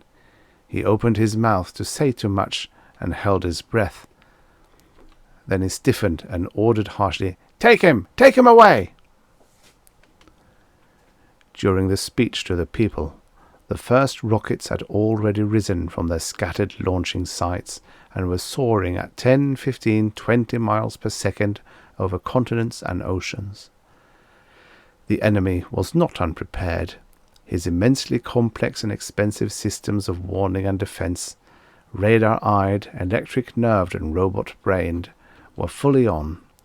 But that defense setup, which laced a whole nation and concentrated bristlingly over the great cities, was designed primarily to detect, deflect, and destroy projectiles with atomic warheads, which must approach within a few miles of their targets to do damage. The bombardment rockets of the Dictatura burst quietly high in the stratosphere, before very many of them were met and annihilated by the interceptor barrage. The cargoes dispersed earthward in a rain of little protective plastic globes, which, as they fell through the warm, restless levels of the troposphere, darkened and shriveled in a fantastically swift chemical decay, and spewed their liquid contents in a fine spray into the air. 6 days before, the virus' average incubation period, the code word had been sent out to the spies and the native fifth columnists who served the Dictatura for pay or loyalty's sake. It was their mission to distribute the small quantities of virus RM4 which had been smuggled to them, in such a way as to make the plague's initial onslaught as paralyzing as possible. The enemy's total destruction in the end was foregone, but his power to strike back must be cut down to a minimum. The broadcasts and the headlines continued to proclaim to the nation that this was Victory Day. Huge had cleared away the remains of his experiments methodically. There was nothing more to be learned that way, and most of the establishment was converted now to helping in the mass production of virus RM4. Huge locked up the contagion laboratory and settled down by his private televisor to observe the progress of the ultimate experiment, whose laboratory was the world. Guessing as he did the reason for Novik's failure to return, he was little surprised or alarmed when a half-dozen booted guardsmen clumped in on him, and their leader informed him that he was again confined to quarters. "If the dictator wishes to see me," began Huge politely. "The dictator's busy," said the squad's leader. "He'll talk to you in due time." "I understand." Huge nodded resignedly and turned back to his newscasts. His own name was repeated in them with considerable frequency, and recorded pictures of him were broadcast. He was understood to be a modest hero of science with a passion for anonymity. In the dictator's due time, Huge realized, he might receive the accolade of a martyr to science. He passed over the mentions of himself impatiently. Once he had rather liked the modicum of glory and the comfort that the dictatura granted him in return for his work, but now he was down to basic motives, and his desire to live was largely a product of his avid curiosity to see what the offspring of his curiosity would do to mankind's world. The picture emerged but slowly from behind the bright parade of censored reports, only for one like Huge, who had some experience of the government's inside ways, and who, moreover, knew better than any other living man what to expect, did it emerge at all. It was evident before long that the enemy's resistance was greater than anticipated. Easy to say, according to plan, but it was impossible to ignore or gloss over the news when enemy atomic rockets leaked through the defences, and a city here or there puffed skyward in a pillar of smoke and flame, or when high-flying enemy machines sowed the seeds of a controllable but extremely nasty epidemic which touched even the capital. The fifth column offensive must have failed miserably. Naturally, the first to die in the enemy's country would have been those entrusted with spreading the plague. Huge wondered if the dictator had found that out, and if so, what he thought about it. Never acknowledged, but quickly apparent to the expectant Huge, from certain veiled illusions, denials, and instructions that came over the air, was the beginning spread of RM4 in its active and lethal form. The latent infection must be almost universal now, among the people of the dictatura. In his head, Huge kept a map, in which the increasing areas that the newscast never mentioned were represented by creeping splotches of blackness. When he examined and revised it, he was wont to lean back with closed eyes, on his lips a faint smile that made his guards look uneasily at one another. Immured, Huge had no means of learning directly what spirit was abroad in the masses, but he could make shrewd deductions from the changing tones of the propaganda directed at them. Within the space of less than a month, it shifted from paeans of celebration for a quick and easy conquest to the harsh task of inspiring a fiercely realistic do-or-die determination, to which victory was once again a far-wandering fire, beckoning out of storm and darkness ahead. Realism went as far as an admission that the initial biological attack had failed to fulfill the hopes pinned on it. The plague had taken hold and spread slowly, but, on the bright side, it was doing its work now all the more thoroughly. There followed a map showing the estimated extent of plague areas in the enemy lands, and an extrapolation by noted pathologists of the time that must pass, the time that must be endured with courage, fortitude, and hard work, before the foe would be blotted from the face of the earth. Huge closed his eyes and made comparisons with his private map and with his extrapolations from it, and he smiled unpleasantly yet again. He asked for and received a bundle of newspapers. It was among those that chanced to be an ill-printed pamphlet issued by the witnesses of the Lord, which stated positively that, had the original experiments been correctly understood, it would have been plain at once that RM4 was the judgment virus, come to slay the wicked and spare the righteous, whose lintels were sprinkled with blood. Huge read the pamphlet through with a sharp quickening of interest, but when he had finished, he shook his head sadly. He was brought before the dictator for the last time. The leader's eyes were sunken and spoke of sleepless nights. They rested on Huge with the cold impersonal enmity of a snake's. "You lied to me," he stated flatly. "No," denied the scientist. "I let you interpret the data in your own way. It is not my fault that you believed what you wanted to believe." The dictator strove visibly to say what he had planned. "I have recalled you, despite grave suspicions, to appeal for assistance. Perhaps you have had pacifist sentiments all along." Huge made a scornful gesture. "In any case, it is no longer a question of making war. The enemy has practically ceased to fight. Now it is the plague that must be conquered." "I imagine," said Huge softly, "that your statisticians have told her that RM4 will be pandemic in this country as soon as, or before, it is in the enemy's." The other's mouth twitched. "You performed exhaustive experiments with the plague. You hold the key to its nature and possibly to a remedy." "It is true that I learned something about the virus's raison d'être. Novik must have told you about it. There was nothing which pointed to a preventative, let alone a cure, at this stage. I am no immunologist, anyway." "Novik said," the dictator's eyes narrowed, "it is fear." Huge nodded with satisfaction. He was right. The virus attacks only brains that are already sick with fear. Not, my results with mice indicated, the normal alarm of a healthy organism, which expresses itself in fight or flight, but the pathological anxiety state that comes of an inescapable threat or frustration in the environment, and that turns itself so easily into feelings of guilt or hatred.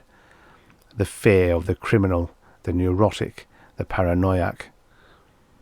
"Then all that is needed is to stamp out such elements, the focus of infection." Huge looked at him with open amusement. "You're welcome to try it. But remember, we are at war now. The psychology of the people is fear, like that of the criminal, the hunted hunter, the hated hater, perhaps the guilty. As long as there was peace, the dictatura gave most of us security, reasonable happiness, freedom from fear. The same is true of the enemy's government, however short it may have fallen of ours. But a nation at war is a nation afraid." "And RM4 is a successful mutation," added Huge didactically. "It creates the thing it feeds on. One of the most basic fears in men or mice, the fear of one's own dead. Thanks to that, the plague is independent now of anything you do or leave undone." The dictator stared smolderingly. He spoke with bitter irony. "You awe me, Doctor. You are a traitor to your country and to all mankind, yet you seem to consider yourself justified." Huge shrugged. "I am a scientist. I deal in questions of what can be done. It is left to you politicians to concern yourselves with what should be." The dictator choked, recognizing his own doctrine. "Irresponsibility? Science?" His face flamed with finely unleashed passion. "If I survive this, I'll see to exterminating the whole breed of scientists." Huge studied him coolly. "You won't survive. You are afraid." Bent over his desk, the dictator struggled to compose a speech to the people, one that would reassure, enhearten, inflame the blackening coals of hope. He wrote, "There is nothing to fear but fear. A way will be found." He scowled at the shaky handwriting of the last line, scratched it out angrily, and began again. "A way will be found." But his fingers twitched convulsively with the pen, and the sentence trailed into a senseless scrawl.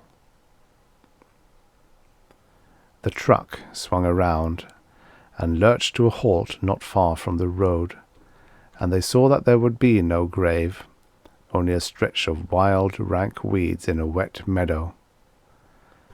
"So," said Joseph Huge in the same weary monotone, "there will be an end of man, unless somewhere on earth are found men without fear."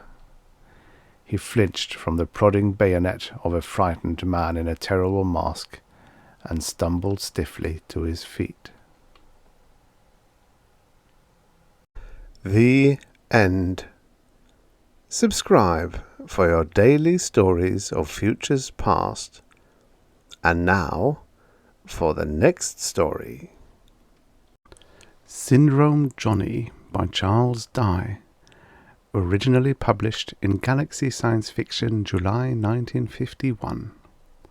Narrated by Tom Trussel. The blood was added to a pool of other blood, mixed, centrifuged, separated to plasma and corpuscles, irradiated slightly, pasteurized slightly, frozen, evaporated, and finally banked. Some of the plasma was used immediately for a woman who had bled too much in childbirth. She died. Others received plasma and did not die, but their symptoms changed, including a syndrome of multiple endocrine unbalance, eccentricities of appetite and digestion, and a general pattern of emotional disturbance. An alert hospital administrator investigated the mortality rise and narrowed it to a question of who had donated blood the week before. After city residents were eliminated, there remained only the signed receipts and thumbprints of 9 men. 9 healthy, unregistered travellers, poor enough to sell their blood for money, and among them a man who carried death in his veins. The 9 thumbprints were broadcast to all police files, and a search began. The effort was futile, for there were many victims who had sickened and grown partially well again without recognizing the strangeness of their illness. 3 years later, they reached the carrier stage, and the epidemic spread to 4 cities. 3 more years, and there was an epidemic which spread around the world, meeting another wave coming from the opposite direction. It killed 2 out of 4, 50 out of 100, 27 million out of 50 million. There was hysteria where it appeared, and where it had not appeared, there were quarantines to fence it out. But it could not be fenced out. For 2 years it covered the world, and then it vanished again, leaving the survivors with a tendency toward glandular troubles. Time passed. The world grew richer, more orderly, more peaceful. A man paused in the midst of his work at the UN Food and Agriculture Commission. He looked up at the red and green production map of India. "Just too many people per acre," he said. "All of our work at improving production. Just 1 jump ahead of their rising population, 1 jump ahead of famine. Sometimes I wish to God there would be another plague to give us a breathing spell and a fair chance to get things organized." He went back to work and added another figure. 2 months later, he was one of the first victims of the second plague. In the dining hall of a university, a biochemical student glanced up from his paper to his breakfast companion. "You remember Johnny, the mythical carrier that they told about during the first and second epidemics of syndrome plague?" "Sure, Syndrome Johnny. They use that myth in psychology class as a typical example of mass hysteria. When a city was nervous and expecting the plague to reach them, some superstitious fool would imagine he saw Syndrome Johnny and the population would panic. Symbol for death or some such thing. People imagined they saw him in every corner of the world. Simultaneously, of course. It was a bright morning, and they were at a window which looked out across green rolling fields to a towering glass brick building in the distance. The student who had gone back to his paper suddenly looked up again. Some Peruvians here claimed they saw Syndrome Johnny. Idiotic superstition. You'd think it would have died down when the plague died. The other grinned. The plague didn't die. He folded his newspaper slowly, obviously advancing an opening for a debate. His companion went on eating. Another of your wild theories, huh? Then, through a mouthful of food, all right, if the plague didn't die, where did it go? Nowhere. We have it now. We all have it. He shrugged. A virus catalyst of high affinity for the cells and a high similarity to a normal cell protein. How can it be detected? Then why don't people die? Why aren't we sick? Because we have sickened and recovered. We caught it on conception and recovered before birth. Proof? Why do you think that the countries which were known as the hungry lands are now well-fed, leisured, educated, advanced? Because the birth rate has fallen. Why has the birth rate fallen?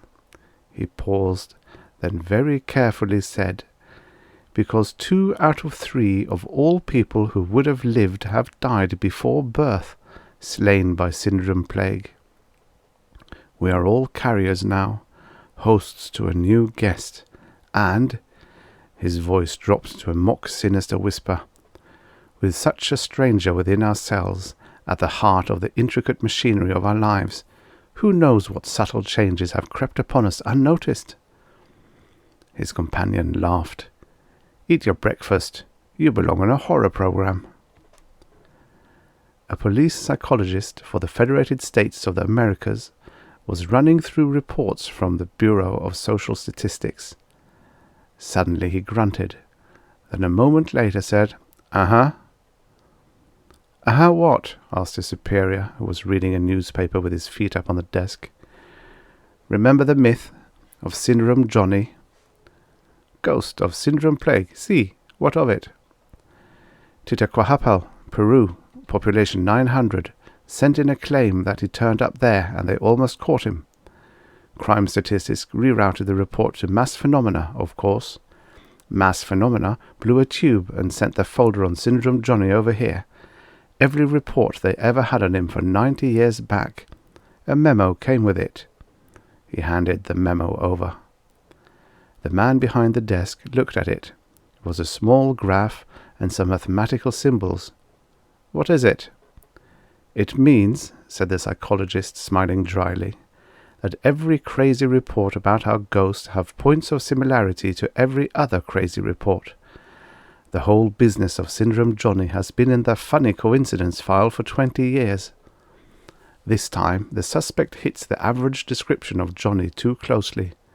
A solid-looking man, unusual number of visible minor scars, and a disturbing habit of bending his fingers at the first joint knuckles when he is thinking. The coincidence has gotten too damn funny. There's a chance we've been passing up a crime."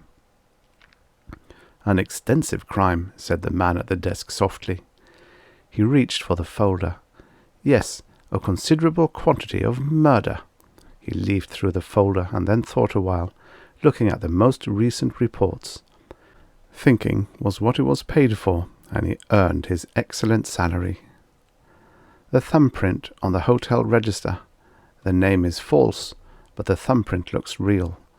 Could we persuade the Bureau of Records to give their data on that print? Without a warrant? Against constitutional immunity? No, not a chance. The public has been touchy about the right to secrecy ever since that police state was attempted in Varga.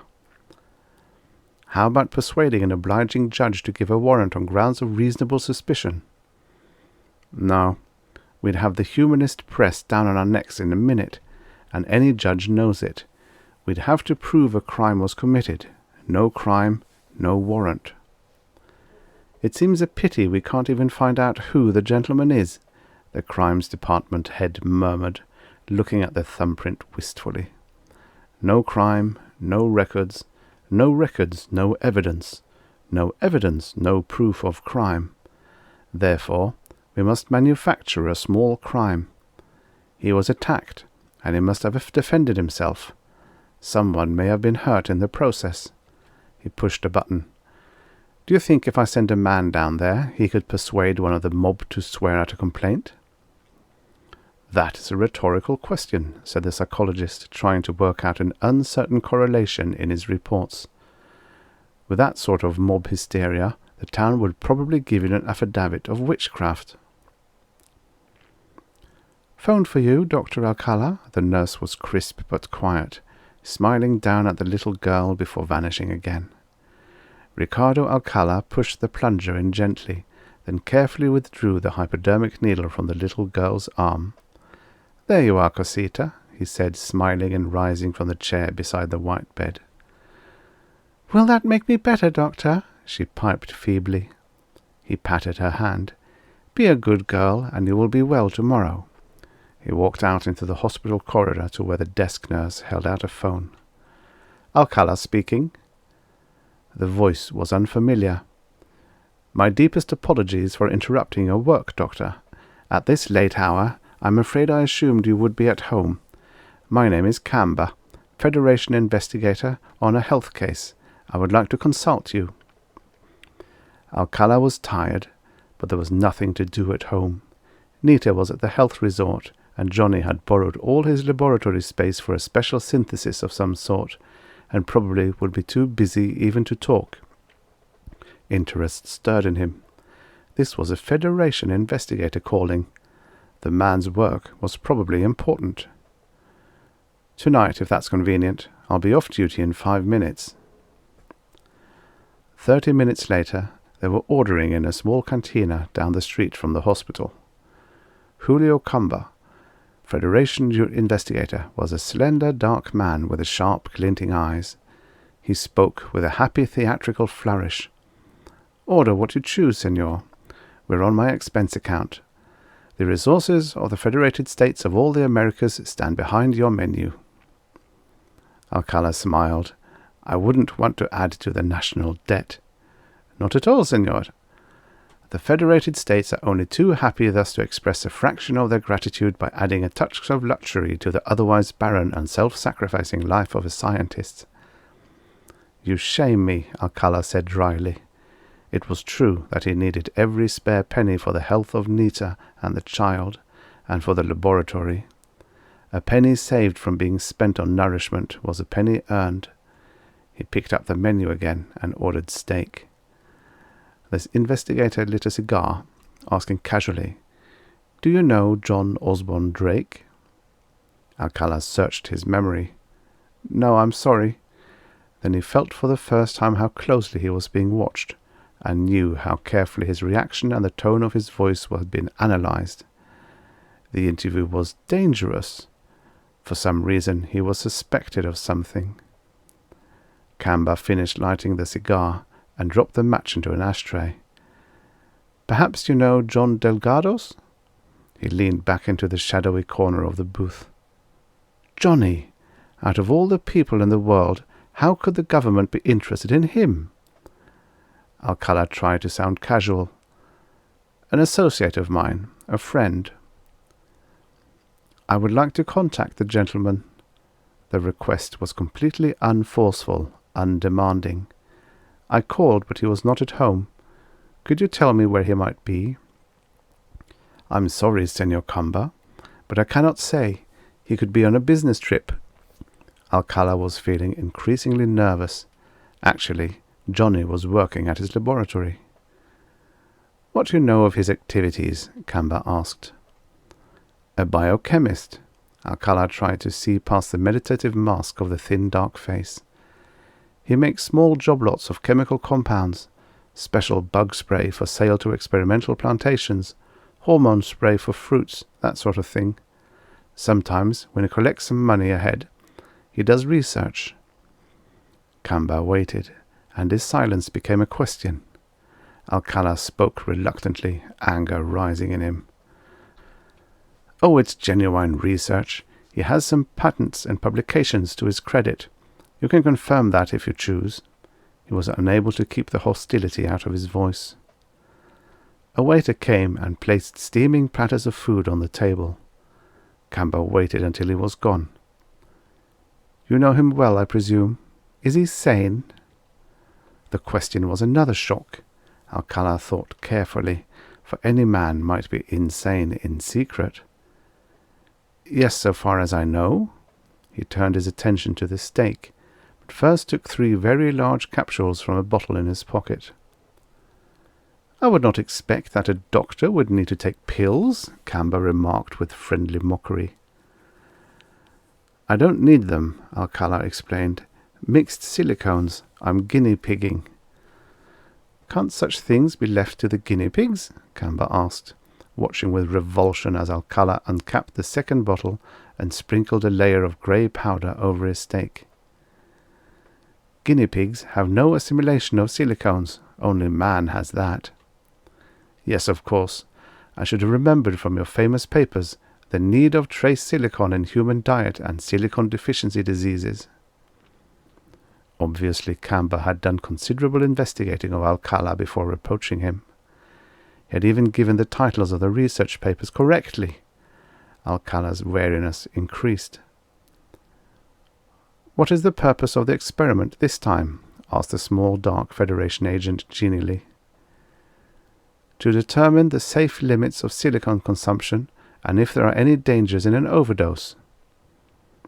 "How do you determine that? By dropping dead?" He could be right. Perhaps the test should be stopped. Every day, with growing uneasiness, Alcala took his dose of silicon compound, and every day the chemicals seemed to be absorbed completely, not released or excreted, in a way that was unpleasantly reminiscent of the way arsenic accumulated without evident damage, then killed abruptly without warning. Already this evening he had noticed there was something faulty about his coordination and weight and surface sense. The restaurant door had swung back with a curious lightness, and the hollow metal handle had had a curious softness under his fingers. Something merely going wrong with the sensitivity of his fingers? He tapped his fingertips on the heavy, indestructible silicone plastic tabletop. There was a feeling of heaviness in his hands, and a feeling of faint rubbery give in the table. Tapping his fingers gently, his heavy fingers, the answer was dreamily fantastic. "I'm turning into silicon plastic myself," he thought. "But how? Why?" He had not bothered to be curious before, but the question had always been, what were supposedly insoluble silicons doing assimilating into the human body at all? Several moments passed. He smoothed back his hair with his oddly heavy hand before picking up his fork again. "I'm turning into plastic," he told Camber. "I beg your pardon?" "Nothing, a joke."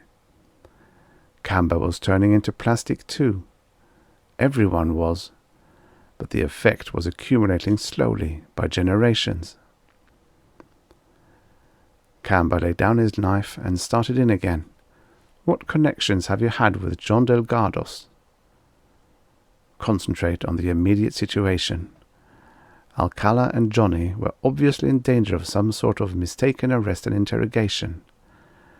As Alcala focused on the question, one errant whimsical thought suddenly flitted through the back of his mind. In red advertising letters, "Try our new model, rust-proof, waterproof, heat and scald resistant, strong, extra long wearing, human being." He laughed inwardly and finally answered, "Friendship. Mutual interest in high iron colloidal suspensions and complex synthesis." Impatience suddenly mastered him. "Exactly what is it you wish to know, Signor? Perhaps I could inform you if I knew the reasons for your interest." Camber chose a piece of salad with great care. "We have reason to believe that he is Syndrome Johnny." Alcala waited for the words to clarify. After a moment, it ceased to be childish babble and became increasingly shocking. He remembered the first time he had met John Delgados. The smile, the strong hand-clasp. "Call me Johnny," he had said. It had seemed no more than a nickname. The investigator was watching his expression with bright brown eyes. Johnny, yes, but not Syndrome Johnny. He tried to think of some quick refutation. "The whole thing is preposterous, Senor Cumber. The myth of Syndrome Plague Johnny started about a century ago." Dr. Alcala, the small man in the grey suit, was tensely sober. "John Delgados is very old, and John Delgados is not his proper name. I have traced his life back and back through older and older records in Argentina, Panama, South Africa, the United States, China, Canada. Everywhere he has paid his taxes properly, put his fingerprints on file as a good citizen should, and he changed his name every 20 years, applying to the courts for permission with a good honest reasons for changing his name. Everywhere he has been a laboratory worker, held patents, sometimes made a good deal of money. He is 140 years old. His first income tax was paid in 1970, exactly 120 years ago." "Other men are that old," said Alcala. "Other men are old, yes. Those who survived the 2 successive plagues were unusually durable." Camber finished and pushed back his plate. "There is no crime in being long-lived, surely. But he has changed his name 5 times. "That proves nothing. Whatever his reason for changing his name, it doesn't prove that he is Syndrome Johnny any more than it proves he is the cow that jumped over the moon. Syndrome Johnny is a myth, a figment of mob delirium." As he said it, he knew it was not true. A Federation investigator would not be on a wild goose chase. The plates were taken away, and cups of steaming black coffee put between them. He would have to warn Johnny.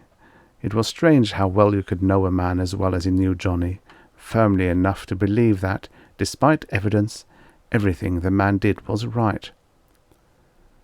"Why must it be a myth?" Camber asked softly. "It's ridiculous," Alcala protested. "Why would any man—" His voice cut off as unrelated facts fell into a pattern. He sat for a moment, thinking intensely, seeing the century of plague as something he had never dreamed. A price. Not too high a price in the long run, considering what was purchased. Of course, the great change over into silicon catalysis would be a shock and require adjustment, and of course, the change must be made in several easy stages, and those who could not adjust would die. "Go on, Doctor," Camber urged softly. "Why would any man—" He tried to find a way of explaining which would not seem to have any relationship to John Delgados. "It has been recently discovered," but he did not say how recently, "that the disease of Syndrome Plague was not a disease. It is an improvement." He had spoken clumsily. "An improvement on life?" Camber laughed and nodded, but there were bitterness and anger burning behind the small man's smile. "People can be improved to death by the millions. Yes, go on, senor, you fascinate me." "We are stronger," Alcala told him. "We are changed chemically. The race has been improved." "Come, Dr. Alcala," Camber said with a sneering merriment. "The Syndrome Plagues have come and they have gone. Where is the change?" Alcala tried to express it clearly. "We are stronger. Potentially, we are tremendously stronger. But we of this generation are still weak and ill, as our parents were, from the shock of the change. And we need silicone feeding. We have not adjusted yet. Our illness masks our strength." He thought of what that strength would be. Camber smiled and took out a small notebook. "The disease is connected with silicones, you say?" The original name of John Delgados was John Osborne Drake. His father was Osborne Drake, a chemist at Dow Corning, who was sentenced to the electric chair in 1967 for unauthorized bacterial experiments which resulted in an accidental epidemic and 8 deaths. Dow Corning was the first major manufacturer of silicones in America, though not connected in any way with Osborne Drake's criminal experiments. It links together, does it not? It is not a disease, it is strength, Alcala insisted doggedly. The small investigator looked up from his notebook, and his smile was an unnatural thing, a baring of teeth. Half the world died of this strength, senor. If you will not think of the men and women, think of the children. Millions of children died. The waiter brought the bill, dropping it on the table between them. Lives will be saved in the long run, Alcala said obstinately. Individual deaths are not important in the long run. That's hardly the philosophy for a doctor, is it? Asked Cumber with open irony, taking the bill and rising. They went out of the restaurant in silence. Cumber's copter stood at the curb. Would you care for a lift home, Dr. Alcala? The offer was made with the utmost suavity. Alcala hesitated fractionally. Why, yes, thank you. It would not do to give the investigator any reason for suspicion by refusing. As the copter lifted into the air, Camber spoke with a more friendly note in his voice, as if he humoured a child. Come, Alcala, you're a doctor dedicated to saving lives. How can you find sympathy for a murderer? Alcala sat in the dark, looking through the windshield down at the bright street falling away below. I'm not a practicing medico. Only 1 night a week do I come to the hospital. I'm a research man.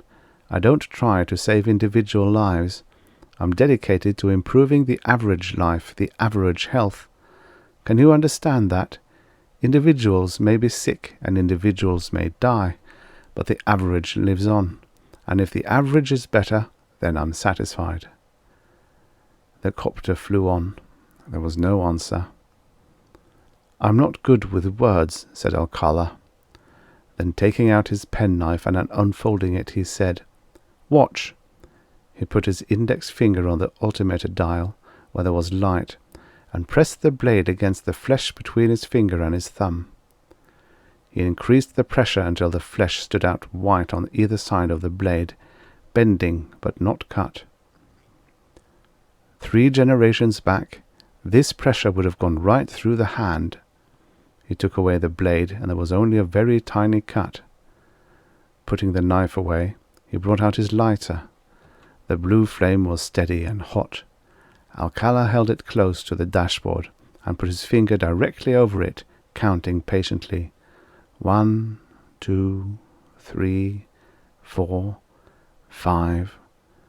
He pulled the lighter back, snapping it shut. 3 generations ago, a man couldn't have held a finger over that flame for more than the 10th part of that count. Doesn't all this prove something to you? The copter was hovering above Alcala's house. Camber lowered it to the ground and opened the door before answering. It proves only that a good and worthy man will cut and burn his hand for an unworthy friendship. Good night. Disconcerted, Alcala watched the copter lift away into the night, then, turning, saw that the lights were still on in the laboratory. Camber might have deduced something from that, if he knew that Nita and the girl were not supposed to be home. Alcala hurried in. Johnny hadn't left yet. He was sitting at Alcala's desk with his feet on the wastebasket, the way Alcala often liked to sit, reading a technical journal. He looked up, smiling. For a moment Alcala saw him with the new clarity of a stranger, the lean, weathered face, brown eyes with smile deltas at the corners, wide shoulders, steady big hands holding the magazine, solid, able, and ruthless enough to see what had to be done and do it. I was waiting for you, Rick. The feds are after you. Ricardo Alcala had been running. He found he was panting and his heart was pounding. Delgado's smile did not change. It's all right, Rick. Everything's done. I can leave any time now. He indicated a square metal box standing in a corner. There's the stuff. What stuff? The product Johnny had been working on. You haven't time for that now, Johnny. You can't sell it. They'd watch for anyone of your description selling chemicals. Let me loan you some money. Thanks, Johnny was smiling oddly. Everything's set. I won't need it. How close are they to finding me? They don't know where you're staying. Alcala leaned on the desk edge and put out his hand. They tell me you're Syndrome Johnny. I thought you'd figured that one out. Johnny shook his hand formally. The name is John Osborne Drake. You aren't horrified? No. Alcala knew that he was shaking hands with a man who would be thanked down all the successive generations of mankind. He noticed again the odd white webwork of scars on the back of Johnny's hand. He indicated them as casually as he could. Where did you pick those up? John Drake glanced at his hand.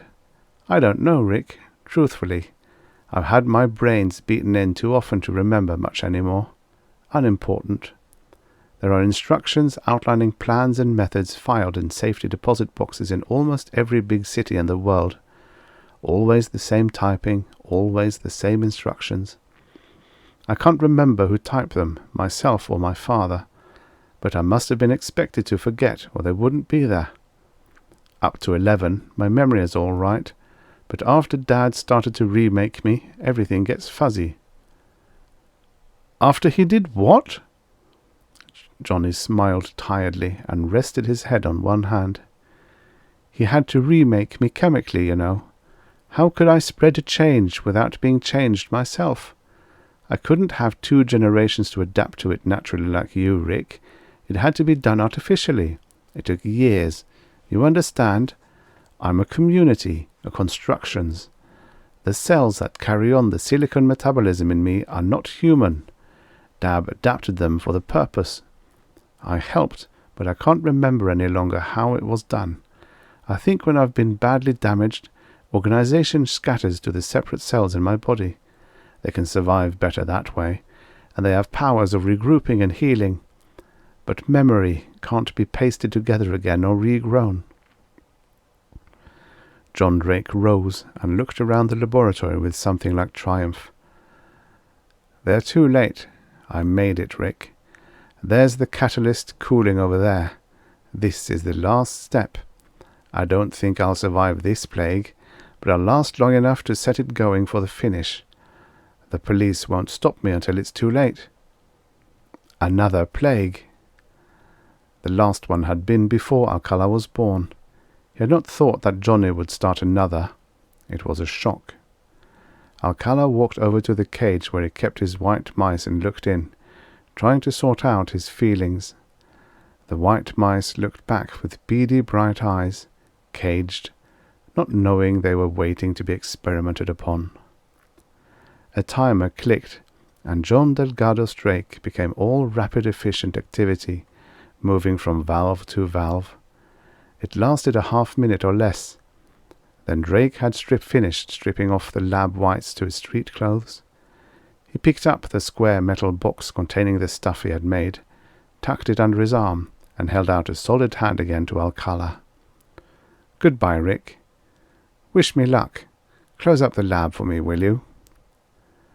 Alcala took the hand numbly and mumbled something, turned back to the cages and stared blindly at the mice.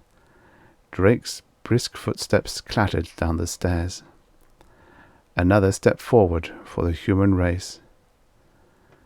God knew what wonders for the race were in that box. Perhaps something for nerve construction, something for the mind. The last and most important step. He should have asked. There came at last a pressure that was a thought emerging from the depth of intuition. Dr. Ricardo Alcala will die in the next plague, he and his ill wife Nita and his ill little girl, and the name of Alcala will die forever as a weak strain blotted from the bloodstream of the race. He'd find out what was in the box by dying of it.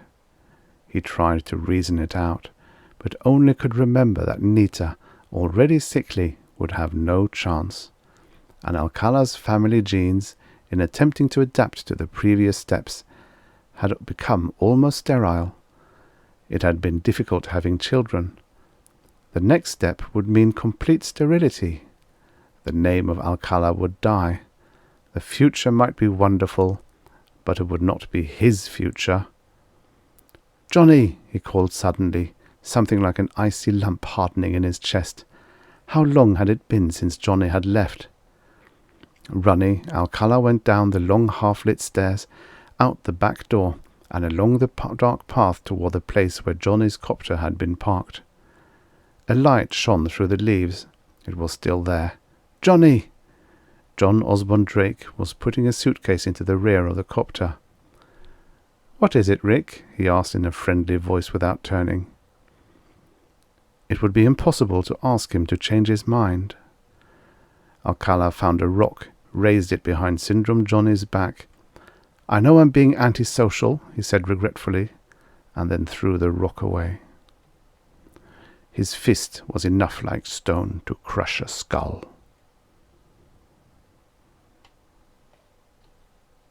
The end.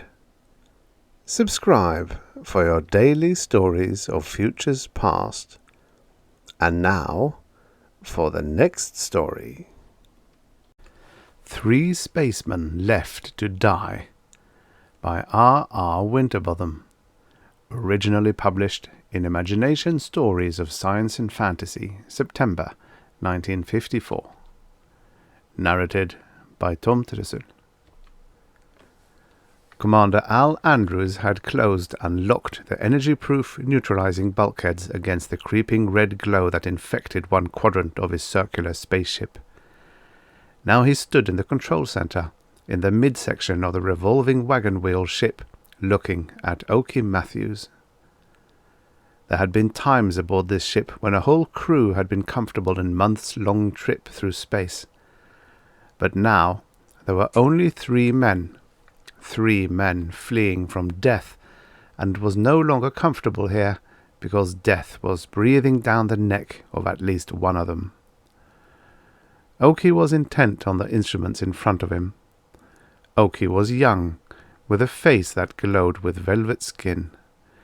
Even in space, Oki shaved every day, shined his shoes, and pressed his uniform. Al was sloppy, bearded, and ungroomed. But Al had lived most of his 50 years in space. Oki looked up toward Al. His young eyes searched the hard, leathery face of his commander. He saw the grim set to Al's jaw and the hard lines around the older man's eyes. Al was cold, nerveless as a piece of rope. "How's Joe?" Oki asked. Al shook his head. "Last stages," he said. The commander went to a tier of built-in drawers around the room from the control panel. His arm reached out, pulled on the 3rd drawer from the bottom. From this drawer he took an old-fashioned revolver and a box of shells. Not ordinary shells. The bullets were plastic, strong enough to pierce flesh, too soft to rupture the walls of the spaceship. "Don't do it, Al," Oki said, watching the commander. Al shook his head. He slipped bullets into the cylinder. "We're the last Earthmen. Let's not die killing each other," pleaded the young man. "This thing will catch us all before long. Let's stop fighting it. Joe's our pal. Let him live." "We're the last Earthmen, and we're going down fighting," said Al. "We've fought. For 10 years we've fought. Now we're in space, Al. So far from the sun we can't tell it from any other star. There's no Earth women here. Even if we live a few years longer, the strain of Earth blood dies with us. We're licked, Al. Let's surrender gracefully." "We're Earthmen," said Al. "We fight." "The last Earthmen. There's nothing left to fight for." "Except life," said Al. "Now listen, Oki. I'm still commander. I know what I'm doing, and you take orders from me, or it's mutiny. Yeah, I know the Quinnies have covered the Earth. From the Arctic to the tropics, men died shooting sparks like fireworks. But the Earth isn't the only planet in the galaxy where men exist. You didn't take that first trip this ship made, did you, boy?" Oki laughed. "That was 10 years ago. I was a kid in high school then." Al flipped the cylinder closed and made sure the gun was ready to use. "We went to another system," he said. "A fluke, maybe. Or maybe the old man planned it.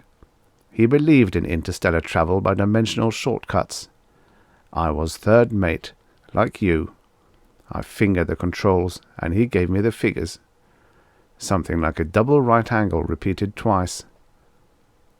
I was dizzy as hell when I finally put old Wagon Wheel on a straight course, but after I blinked my eyes a couple of times and looked out through a porthole, I knew that the old man was right. There was the cutest little green planet, and the nicest, warmest fourth magnitude sun you ever saw." He smiled, and the hard lines disappeared for a moment. "Where are we now?" 63, 7, 91, at 1300. I can work it down to 12 decimals, sir, if you want." "Never mind. Just watch the instruments. The chronometer lines will tell you when." Al stuffed the revolver under his belt in the front of his trousers. "We're going back to that planet, Oki. A pretty little place, soft and warm as a tropical isle, and there were nice-looking people there, human beings like us." Al closed his eyes. Such women. Nice round shoulders. Soft brown eyes you could spend a lifetime looking into. There was one. Al paused while his fingers seemed to caress the butt of the pistol. "She called herself something like Dwyer. I taught her to speak English a little." The commander shrugged his shoulders. "Maybe you'll find a girl there, Oki. Maybe I'll see mine again. That was 10 years ago," he chuckled. "She's probably got a husband and 6 kids now." Al took a step toward the doorway marked C, one of 4, each leading to a quadrant of the wagon wheel. "Please, sir," said Oki, "don't." Al pulled open the door. "Time's getting short, and we can't take the Quinnies to that planet with us." A sweep of centrifugal force caught him as he opened the door. His big, hairy hand caught the rung of a ladder beside the door. "Joe went on that trip. He and I were the only ones of the crew that didn't catch the Quinnies the minute we landed back on Earth. We ducked out again, shipping with a new commander with a new crew on an old wagon wheel again. We went to Ganymede." "Yeah," said Oki. "I was cabin boy on that trip. My first space flight. Maybe that's how I escaped the Quinnies too." Oki glanced at the chronometer. "We've still got 55 minutes. Why don't you wait 20 minutes or so?" Al heaved a sigh and swung onto the ladder, letting himself down, which was outward, toward the rim of the wheel. "I might have trouble," he said. Al put his hands against the bulkhead door. It was cool enough. The death glow wasn't seeping into the ship. The glow itself wasn't the contagious part. It was the sparks that shot from men's bodies. The early stages of the disease were the dangerous ones, for then the sparks were often too small to be seen. In the later stages, a man suffering from Quinnies gave off his own warning and could be avoided. Al took a small intercom phone from a box beside the doorway. He spoke into it. "Joe." A voice came back. "Yeah? That you, Commander?" "Yes, Joe. How do you feel?" "Like hell, I guess. Funny, though. There's no pain. Just annoying. Like the hiccups. And I'm getting weaker." "You're in the last stages." "Maybe. Maybe not. I've heard of guys that lived 14 months shooting sparks worse than I'm doing right now." "I'm coming in, Joe." "Give me a break, Al. I won't come near you or Oki. I'll stay here. There's food, water, everything I need. Just let me live till it starts to hurt. Maybe I'll ask you to come in then." "There isn't time, Joe. Besides, It'll be easier this way. You're dying. You're shooting sparks from your hair roots. Something might happen, and Oki and I would come down with the Quinnies. We are the only Earthmen left now, Joe." "Don't be too sure." Joe's voice was harsh, like the hissing of sparks. "You might have the Quinnies and not know it." "You're not in pain?" "Hell no, I told you I wasn't. But I'm lit up like the 4th of July, Guy Fawkes Day, Bastille Day, and the Chinese New Year." "Your brain's a dynamo of energy, Joe. It's shooting Quinnies in all directions through every nerve fibre of your body." "Are you trying to make it easier or something?"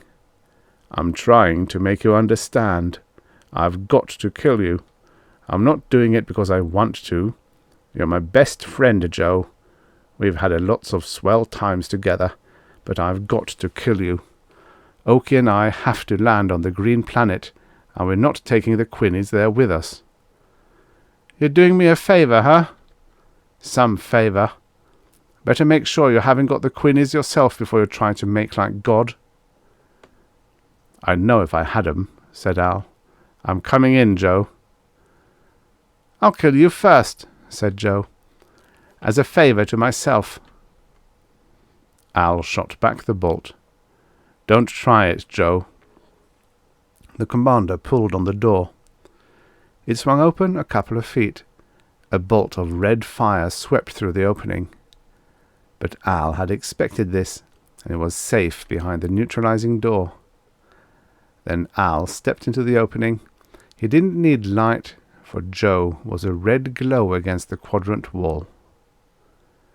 Joe stood with his feet wide apart, with an aura of fire around his body. Flaming sparks seemed to lick the air to form an outline of a human being. Joe raised his finger toward the commander, and Al didn't wait. He squeezed the pistol's trigger, and then stepped back behind the door as flame lashed toward him again.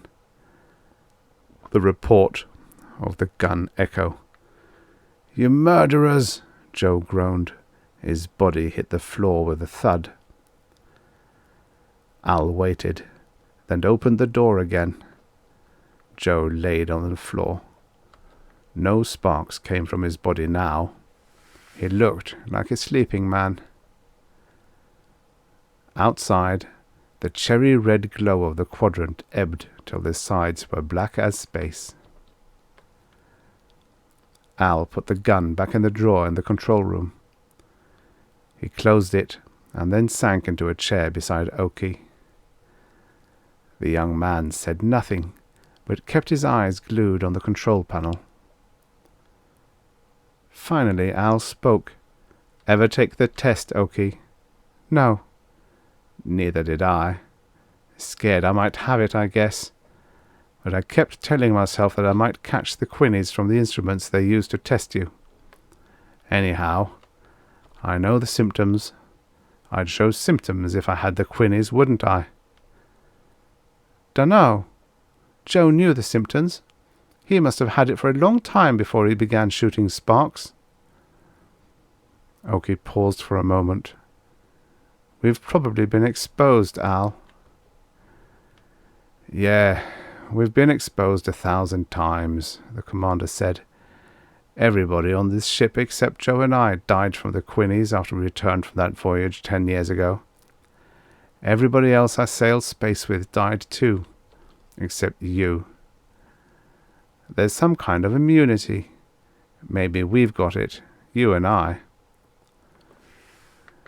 "The Quinnies isn't like measles or smallpox, Al. Germs and viruses don't cause it. Something goes wrong with life itself." "Maybe we should know something about life," Al grinned. "But after centuries of finding out about everything else, we don't know what life is. All biologists can tell us is that we're molecules strung together to make cells that produce some sort of energy." "If we knew the cause of life—" "We don't know the cause of anything. We get to one cause and wonder what caused it. We never know the first cause, and if we found it, we'd ask what caused it. Everything goes around in circles. There's the carbon-nitrogen-hydrogen cycle that makes the sun hot. Elements change and get back to where they started, losing just a little energy.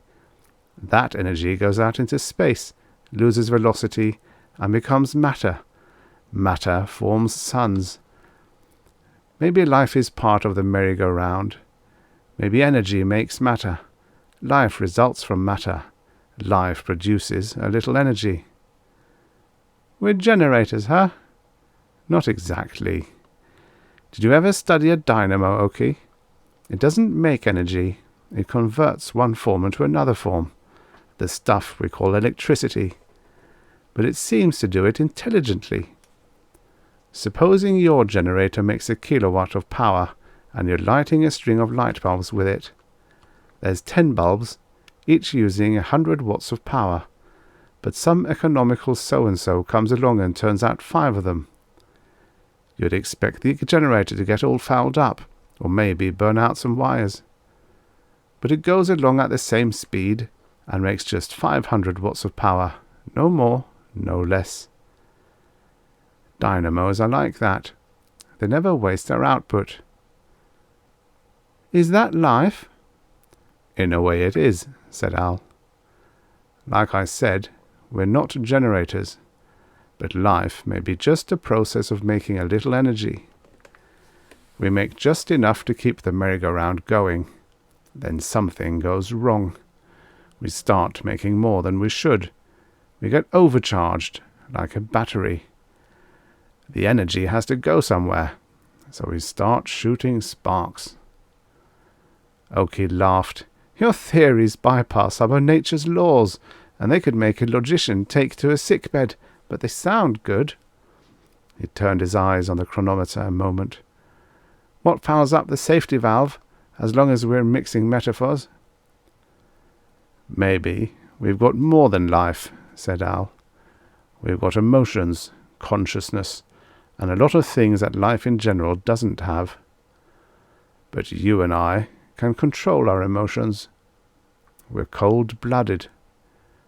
I just shot a friend, your friend too, and you let me do it. Our cold-blooded common sense told us it was the thing to do.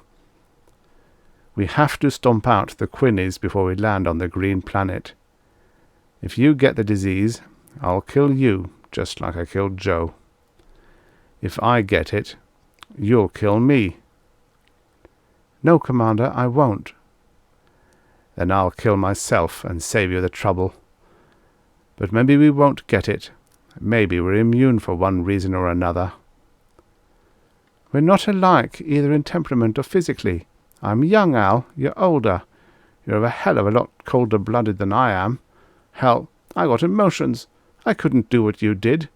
Organically, we're different too. My cells may be the same, but they're conditioned differently. I'm allergic to certain kinds of cheese.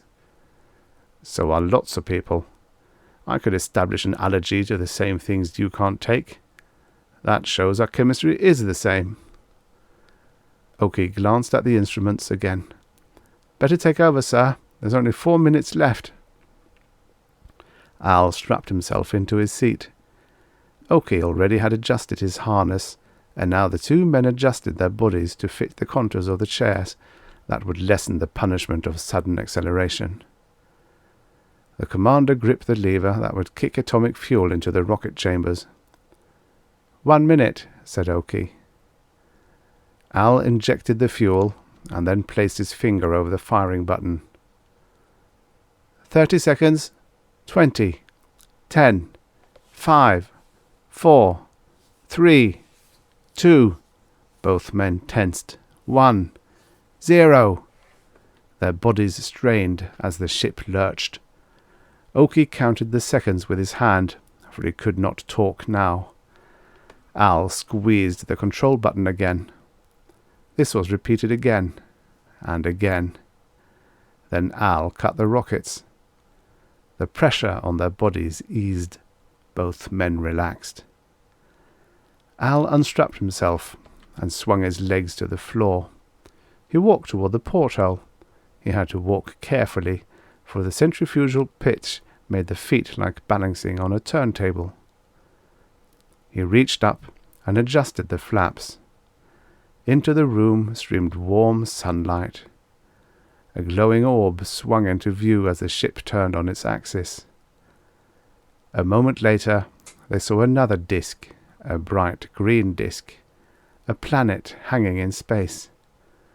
"We're there," whispered Oki. Al said nothing. His eyes were not on the planet, but on his hand, raised a fraction of an inch from the flap control on the metal wall of the ship. Writhing like a snake from his fingertips to the wall was a tiny red spark. Oki turned his eyes from the porthole to the silent commander. He saw the ribbon of flame. His body grew tense. Slowly his hands fingered the buckles on the straps of his G-harness. He unfastened them and sprang to his feet. Al didn't try to stop him as Oki swung across the turntable room toward the tier of drawers. "Make it quick, Oki," said Al. Oki opened the drawer, took out the gun, and thrust it into his pocket. "Shoot me, Oki. You've got to. We can't take the Quinnies to that planet." "I won't." "It's mutiny. Give me the gun. I'll kill myself." "There's no such thing as mutiny anymore, Al. We're just two men in space. The last Earthman alive. The problem will solve itself." "Okay, we're not going to land on the planet alive." "Be yourself. We made a good fight. We lost. Let's die with a solid piece of ground under our legs. What if we do infect a planet with a plague? There's 1,000 planets just like it in the universe. Every man on them will die, if not today, then in a few years from now. What difference does it make? Why should we try to keep the merry-go-round going?" "Because there's a reason.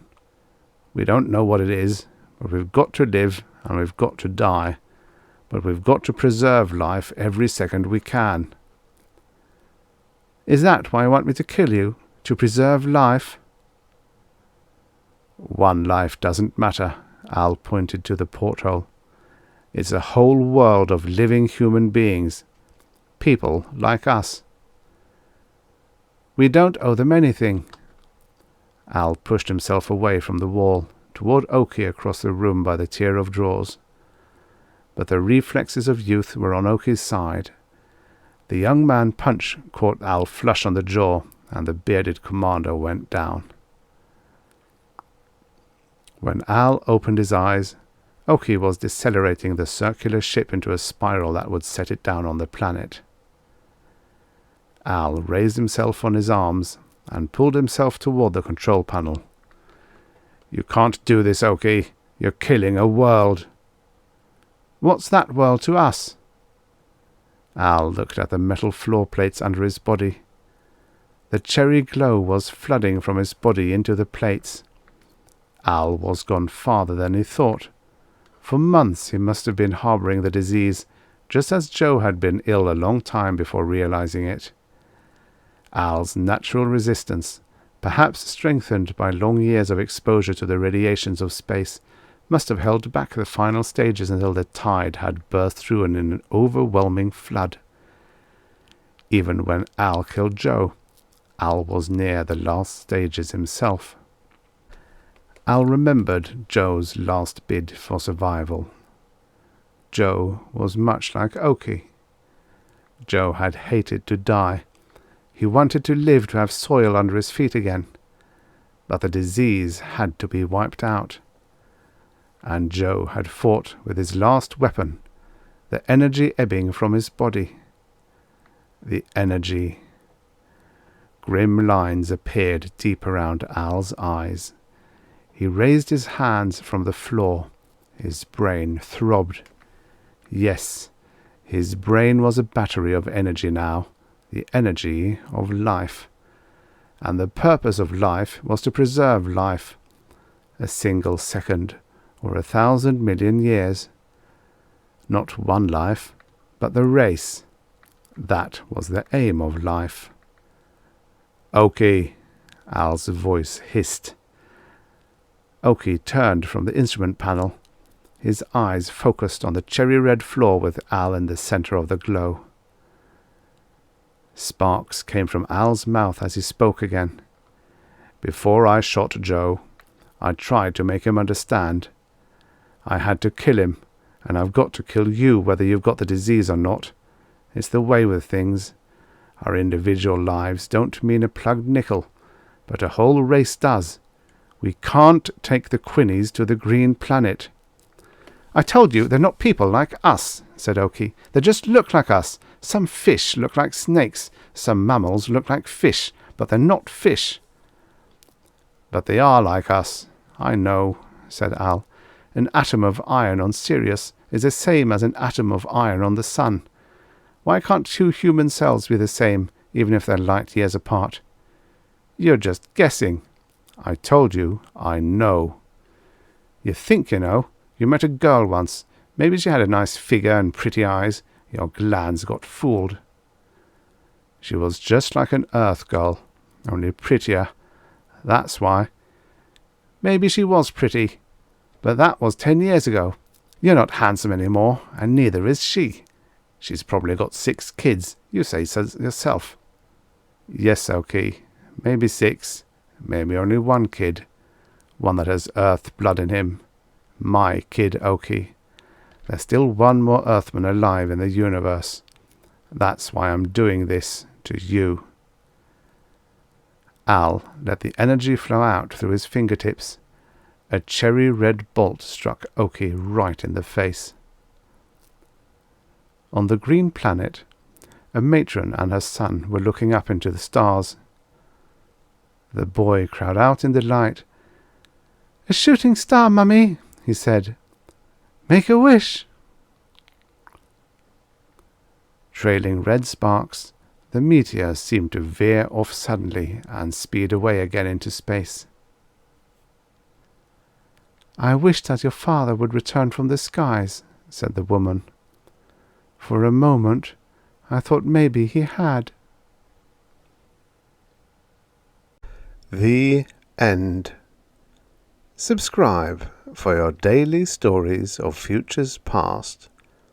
And now, for the next story. Deepfreeze by Robert Donald Locke. Originally published in Imagination Stories of Science and Fantasy, January 1953. Narrated by Tom Trussel.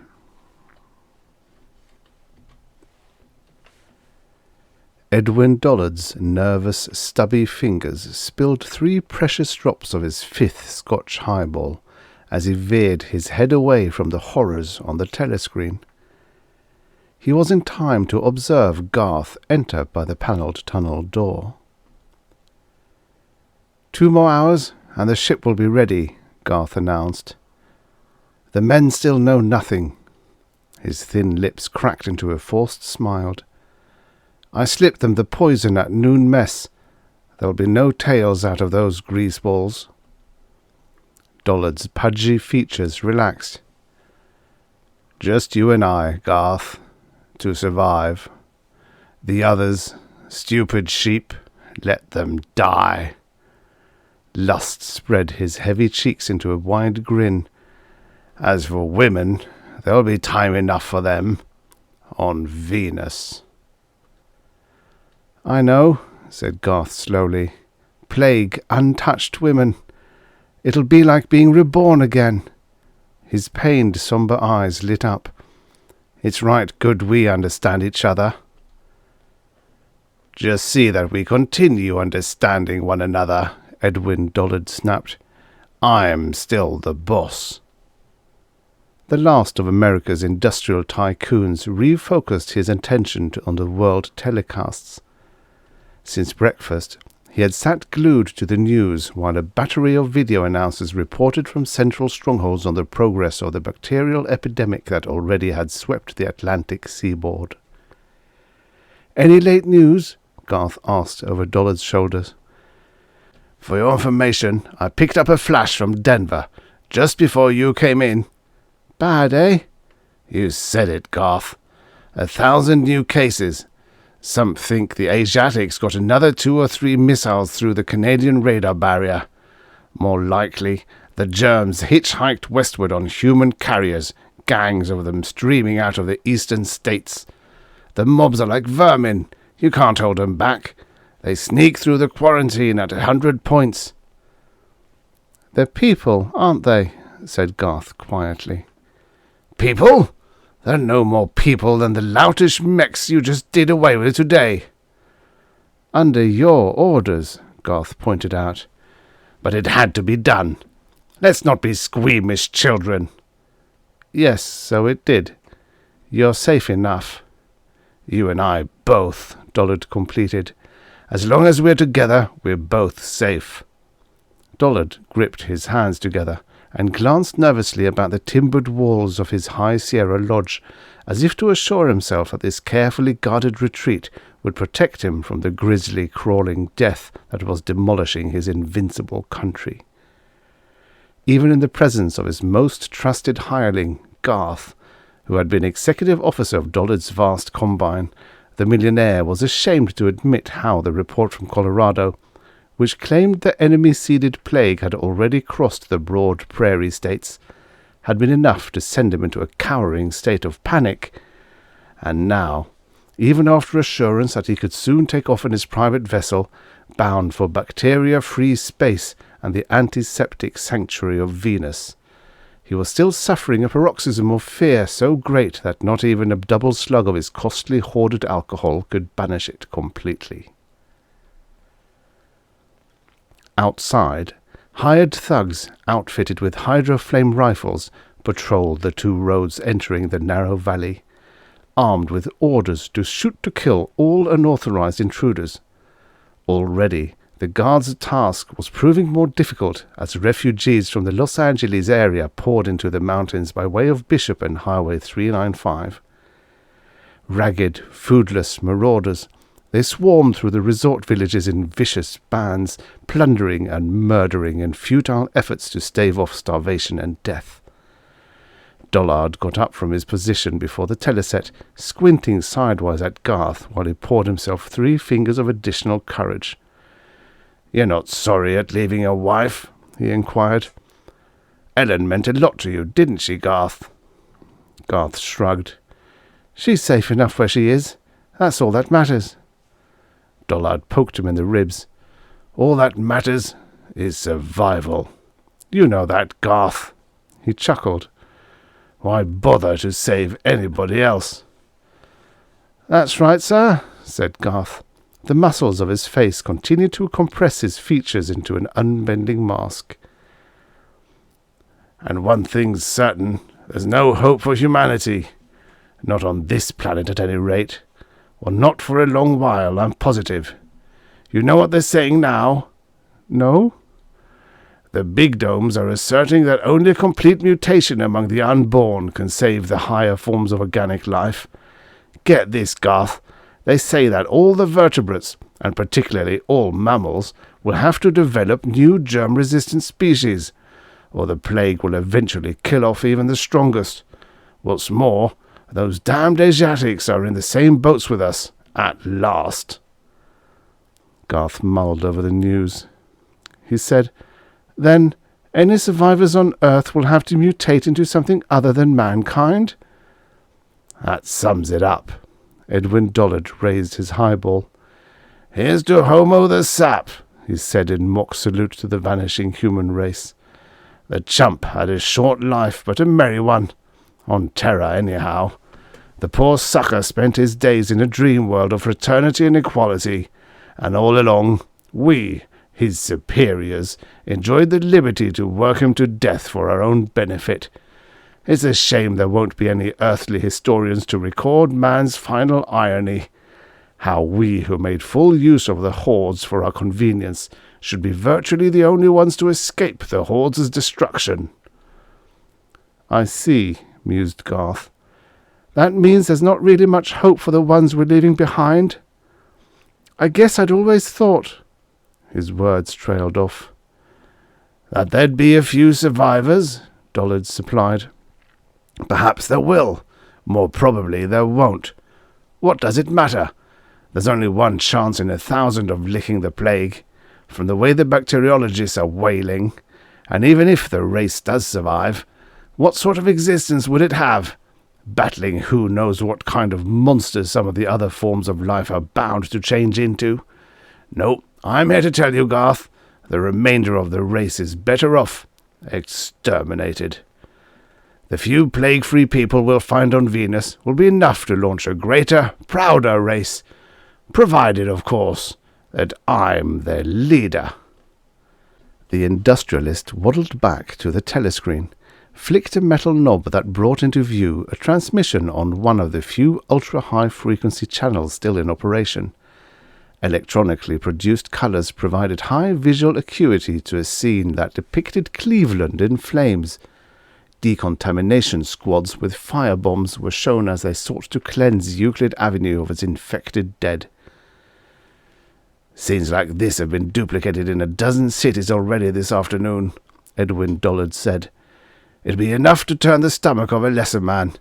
Frankly, I'd hoped the health squads could contain the epidemic, but I guess at heart I never entertained any real prospect that they would. As long as we've got a little time to expend, we might as well sit here and enjoy this sight.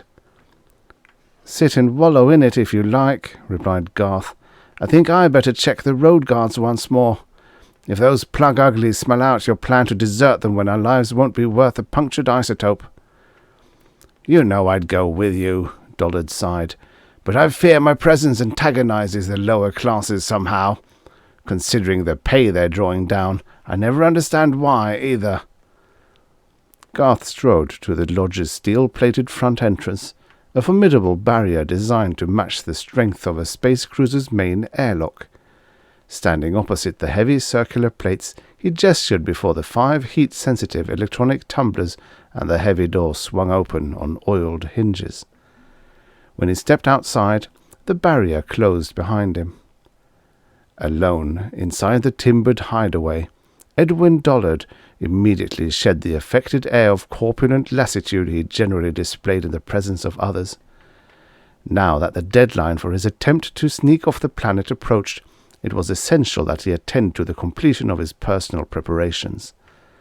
Above the mantel of the lodge's thermionic fireplace was hung a brilliant cascading stereo of the Yosemite Falls in misty motion. Dollard pressed a hidden button. The mantel sank to ground level, and the stereo swung outward, bringing into view a shining cubical locker of beryllium steel. From this hiding place, Dollard withdrew 2 loaded hydroflame pistols. These he strapped under each armpit. Next, he brought out a palm-sized stunner, which he concealed in his hand by aid of a wrist strap. The 4th object to emerge was a small, chunky bag, from which dangled tightly drawn leather thongs.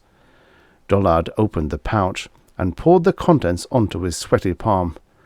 1,000 carats of glistening Syrtis diamonds from his own private mines.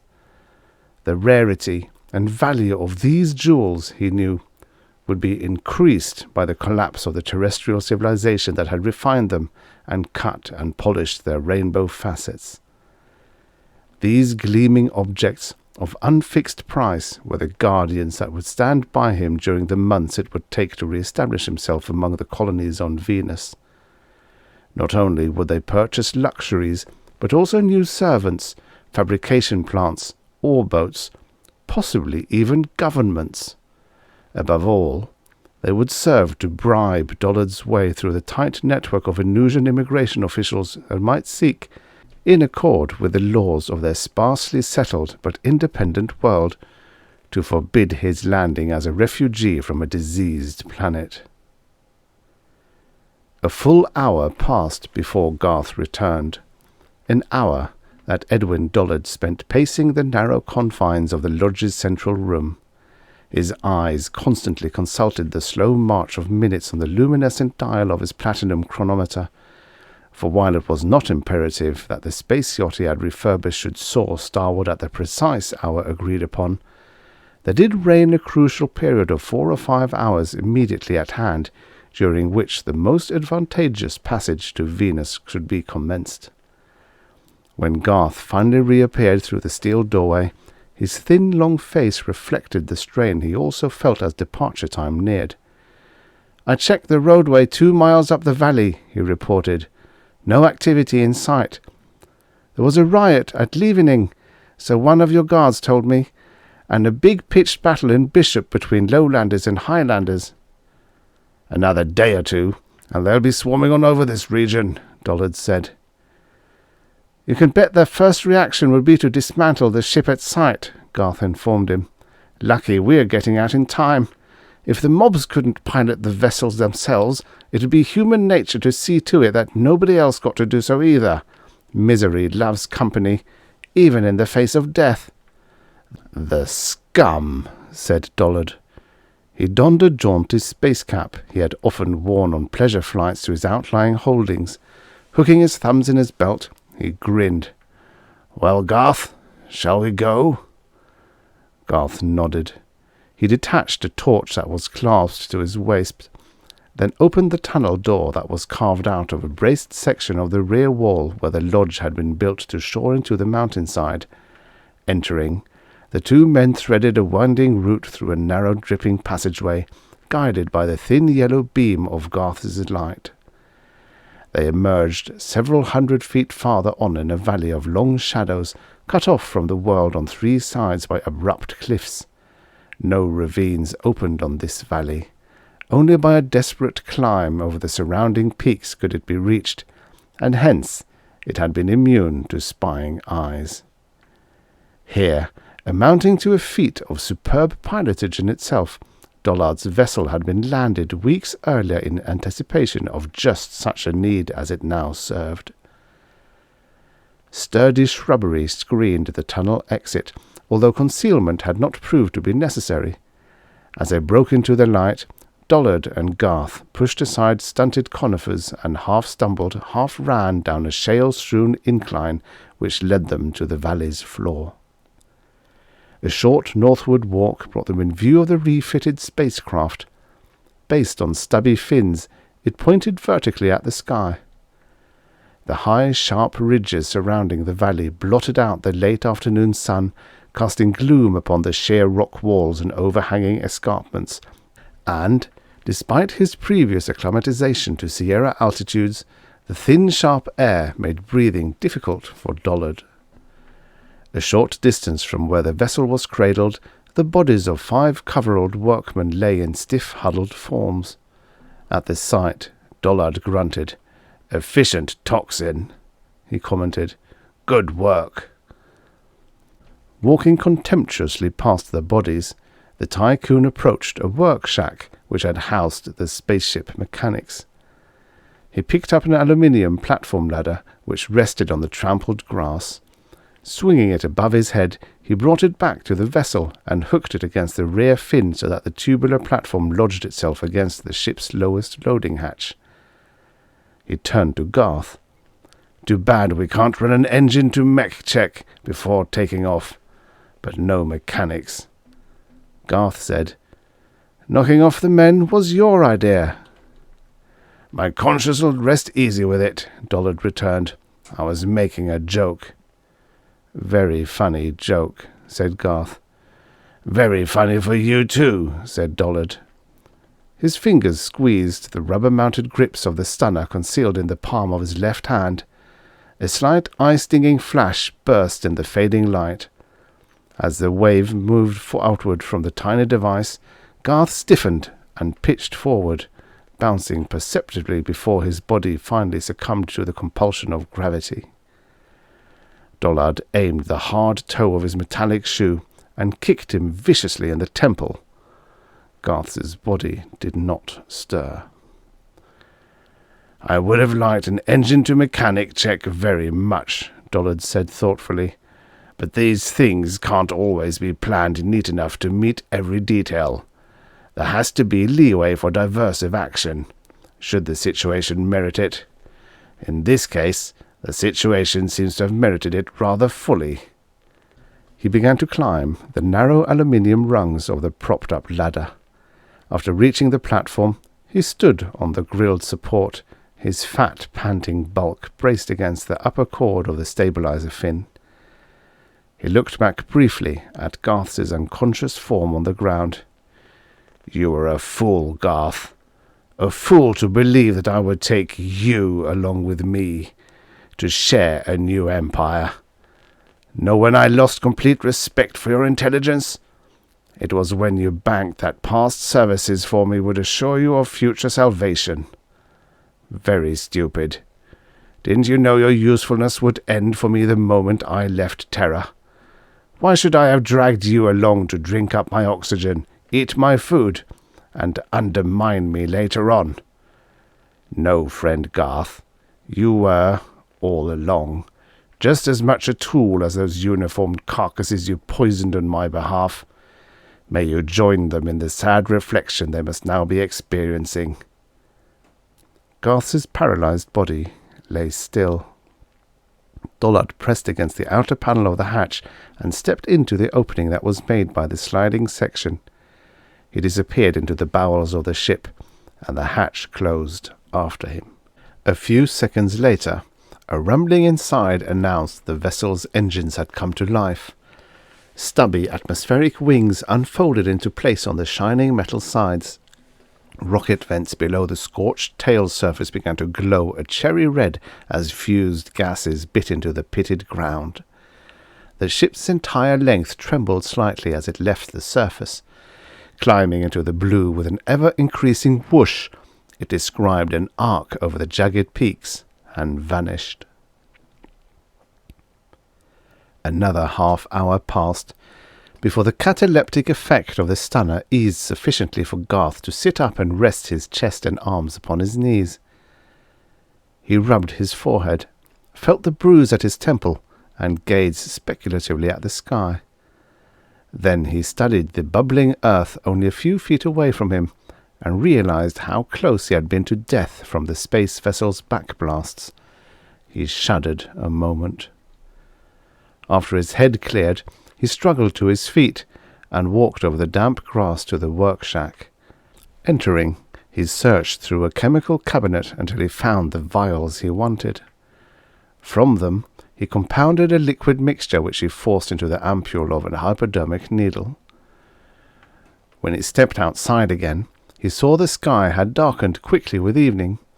He walked over to the stricken mechanics and administered an injection into the neck muscles of each man. The countertoxin took hold, speedily erasing the depressant effect of the drug Garth had originally fed the men, a non-fatal dosage of an irritant similar to one Dollard had ordered be used to slay them. He'd supervised a lot of Dollard's underhanded work for him, Garth told himself as he waited for the hyperstimulant to react. But murdering helpless men had been something he had rebelled at. And now that Dollard had deserted him, at least he would have company on Terra during his last days of life. It was an outcome Garth had anticipated, although he had been unable to predict just when Dollard would launch his surprise attack. The men came to sluggishly, their reactions pathetic and confused. The first thing they appeared to notice when their conscious minds took hold of their environment was the empty circle of terrain where the space yacht had formerly stood. "Dollard took off," Garth explained. "He drugged us all, after we'd gotten the vessel in shape for him." "The dirty swine! He promised he'd take us!" the men protested. "Like so many other promises he never intended to keep," said Garth. "He told you men, for instance, the ship was headed for Luna. Me, he told, he was bound for Venus. I think his destination is Venus, but he'll never get there." "Not get there? Why?" "Because of a little secret I never let him know," Garth replied, rubbing his nose and grinning wryly. "My wife is on Venus, where the plague can't reach her, and I promised myself days ago that Dollard should never be given the opportunity to infect that planet. That's one promise that has been kept. At least, I know now that Ellen will be safe. For a while longer." "But, sir, the big boss is gone. What can you do, with him flown the coop?" "Do now? I've already done it. Dollard thought of me as a fool, but instead I've shown him up as the real fool, a simpleton, tricked by carelessness. There's a damned big surprise waiting for him in space." Garth looked up into the twilight sky, where a few brilliant stars were now shining. His face bore an expression of exultant triumph. "Yes," he said softly, "a real surprise is just around the next curve for you, Edwin Dollard. I hope you enjoy it as well as you've enjoyed buying and selling men's souls." 500 miles above the sun-mirroring Pacific Ocean, Dollard wiped great beads of perspiration from his shiny jowls. His thick hands tugged and wrestled with stubborn knobs that finally yielded, enabling him to apply greater thrust to his stern rockets. From the moment of takeoff, it had seemed to him that the grim bowl of terror below him was taking a bigger bite out of his acceleration than it should. Naturally, he hadn't expected his craft to operate with 100% efficiency, considering the caliber of the technical help employed on its refitting. But still, his Tau curve should have brought him to his first coasting point 4 or 5 minutes earlier. By virtue of being his own pilot, he was obliged to astrogate by rule of thumb and occasional directive spurts from the course calculator. If mechanical troubles piled on top of him now, he'd have to surrender control to his gyromatic pilot, while he moved aft to track down the power-robbing malfunction. No mean task, armed in this case only with a slide rule and what engineering knowledge remained to him after 30 years of high finance. Whatever the gremlin was, it wasn't exactly an auspicious start for a 50-million-mile hop. He grunted and pressed his secondary firing buttons, boosting space velocity by a percentage that should shake the kinks out. At the 4,000-mile mark, the Earth had retreated to a green ball that floated atop a stream of unbearably bright stars. From this height above the planet's surface, not even the most powerful telescope would have revealed the scenes of rampant disease and flaming destruction being enacted on the broad continents below. The entire vessel shook in a kind of bone-cracking vibration, lurching and lumbering, as if some malign influence had tampered with every rivet and seam weld in her plates. More apprehensive than ever, Dollard finally yielded to his fears and surrendered his controls to the robot pilot.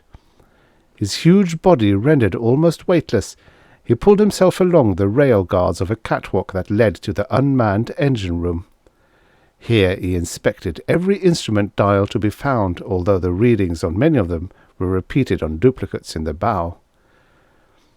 It was then, while the ship was still 1,000 miles from the no-pull point where freewheeling alone had been known to carry vessels out of Terra's gravitational range and into Venus's orbit, that disaster struck. The fuel being fed to exactly half of the rocket tubes choked out, and the blast from the remaining tubes increased proportionately. Under this new impetus, the vessel's frame shuddered. Its nose suddenly described a wild arc among the gyrating stars. The diversion of inertia was a more severe blow than a meteor collision would have been. Thrust was an exceedingly difficult thing to plot in free space. Dollard, screaming in panic, was flung against a network of metal braces. Despite his weightlessness, his mass was great as ever, and a sharp steel corner gouged a deep bleeding sash in his puffy cheek. Sickened, he crawled forward through the spinning ship until he was once more able to pull himself up into the pilot's chair. There he discovered the second battery of tubes had ceased firing about a minute after the first, but the changed vectors had already done their damage to both ship and heading. A quick run-through on the course calculator soon revealed to Dollard how desperate his position was. Mathematically, Venus was now a goal impossible to attain. To recorrect his altered heading would require more fuel than his tanks had carried at takeoff, thanks to sabotage.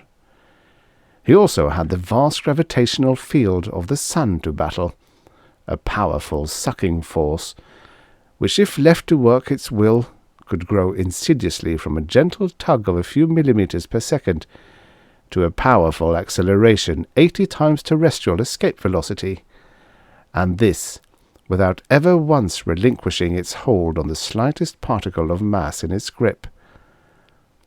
Cursing and fuming, Dollard plotted and replotted, some of the rustiness of his brain wearing off as he matched his wits against the prospect of death by holocaust. But all the resources of higher mathematics failed to point toward a solution. An artery commenced to throb painfully above his ear. It was Garth who had engineered this hideous accident, he told himself. The faithful, unsuspecting Garth had turned out to be a traitor. He was the one who had rigged the fuel line so that at a certain predicted point along the course, the flow along one set of conduits would be shunted to the other. He should have killed Garth instead of merely stunning him, Dollard thought angrily. For the 20th time, he fed 3 body calculations into the astrocomputer. Somehow, somewhere, in the maze of the Newtonian science, there had to be an answer. The complexities of force and heading analysis weren't so great, but what machinery could eventually solve all the variables involved? That is, if only Sol's overwhelming gravitational attraction didn't provide a free-sliding path to hell with no choice of alternates in the meanwhile. The click-click of the tape as it emerged from the electronic calculator seemed to present a different rhythm to Dollard's ears on the 21st try. Picking up the ribbon, he let his reddened eyes run over the printed symbols, translating them into finished equations. Elation suddenly sent his blood pressure soaring as the meaning of what he read became apparent. There was a solution, a course he could follow. One which, while it would not guide him to Venus, would prevent him from plunging into the sun. Eagerly he punched the figures for the heading onto a magnetized wire that would be fed into the gyropilot. After the heading was set, he crawled toward the ship's stern, dragging with him a hydrojet welding torch, a tool that could sear metal apart or join it by causing regulation of the molten rod protruding from the spring barrel. In the abdomen of the vessel, he found the wrecked fuel lines and removed the obstruction Garth had set up, repairing the channels. Returning to the pilot chamber, he pressed the firing button and acceleration returned a form of gravity to the ship's interior, giving him weight for the first time since the freakish accident. Sighing with relief as the heavens slowly rotated in his screen, Dollard slumped back in his chair. He punched new figures into the computer, thinking, now once safely back into a no-pull zone, a man with a little luck should be able to make... His chunky fingers froze to the keys. There was another flaw to be dealt with. The discrepancy was one the course calculator had clearly pointed out, but he had overlooked it in his haste to get under way. The solution he had followed was the only possible one. That was still quite true. But use of it only plunged him into a second predicament. The new course, said the equations, a course which would require all the remaining fuel to maintain, would steer the ship into a permanent orbit around the Earth, an ellipse with a point of apogee far beyond Luna. He now had the certainty of continued life, for a few more days, until his provisions gave out. Again he cursed the name of Garth. But for the man's treachery, he would be well on his way to Venus. Now he was a helpless trapped mass of protoplasm, protected from his bitter, airless environment only by the same steel walls of the cage that held him. Throughout the next 24 hours, as the nature of the elliptical orbit he had entered became more and more apparent, Dollard fought off sleep while his frightened brain racked and racked again its scattered fund of knowledge for an answer to the new problem. But at last, The narcosis of cellular exhaustion completely overcame him, and he slept. When he awoke, he was chilled and hungry. The ship had passed into the shadow of Luna, and its bulkheads no longer conducted heat to the convecting air envelope inside from the outer plates, generally warmed by solar radiations. It took him some time to get warm again. He pondered anew his predicament. It would be useless to plead for help to the Terran space authorities. All interplanetary flights had been grounded since the Asiatics had scattered the epidemic over the Western world only to have it reinvade their own borders. All the national governments were fighting rebellion and plague simultaneously, and most important of all, as far as Dollard was concerned, he had effectively outlawed himself from the jurisdiction of all governments by his acts of murder and his treason in fleeing terror. No, there could be no help from the officials of Earth. Not in present years, anyhow, he thought. But wait. Suppose this plague should ultimately die out or be conquered. Then, wouldn't space travel be resumed? If not by the human race, by its successor, whichever race or species, if such could happen, that mutated successfully enough to produce a plague-resistant strain and then evolved a rational brain. Civilizations rose and toppled in cycles, he knew.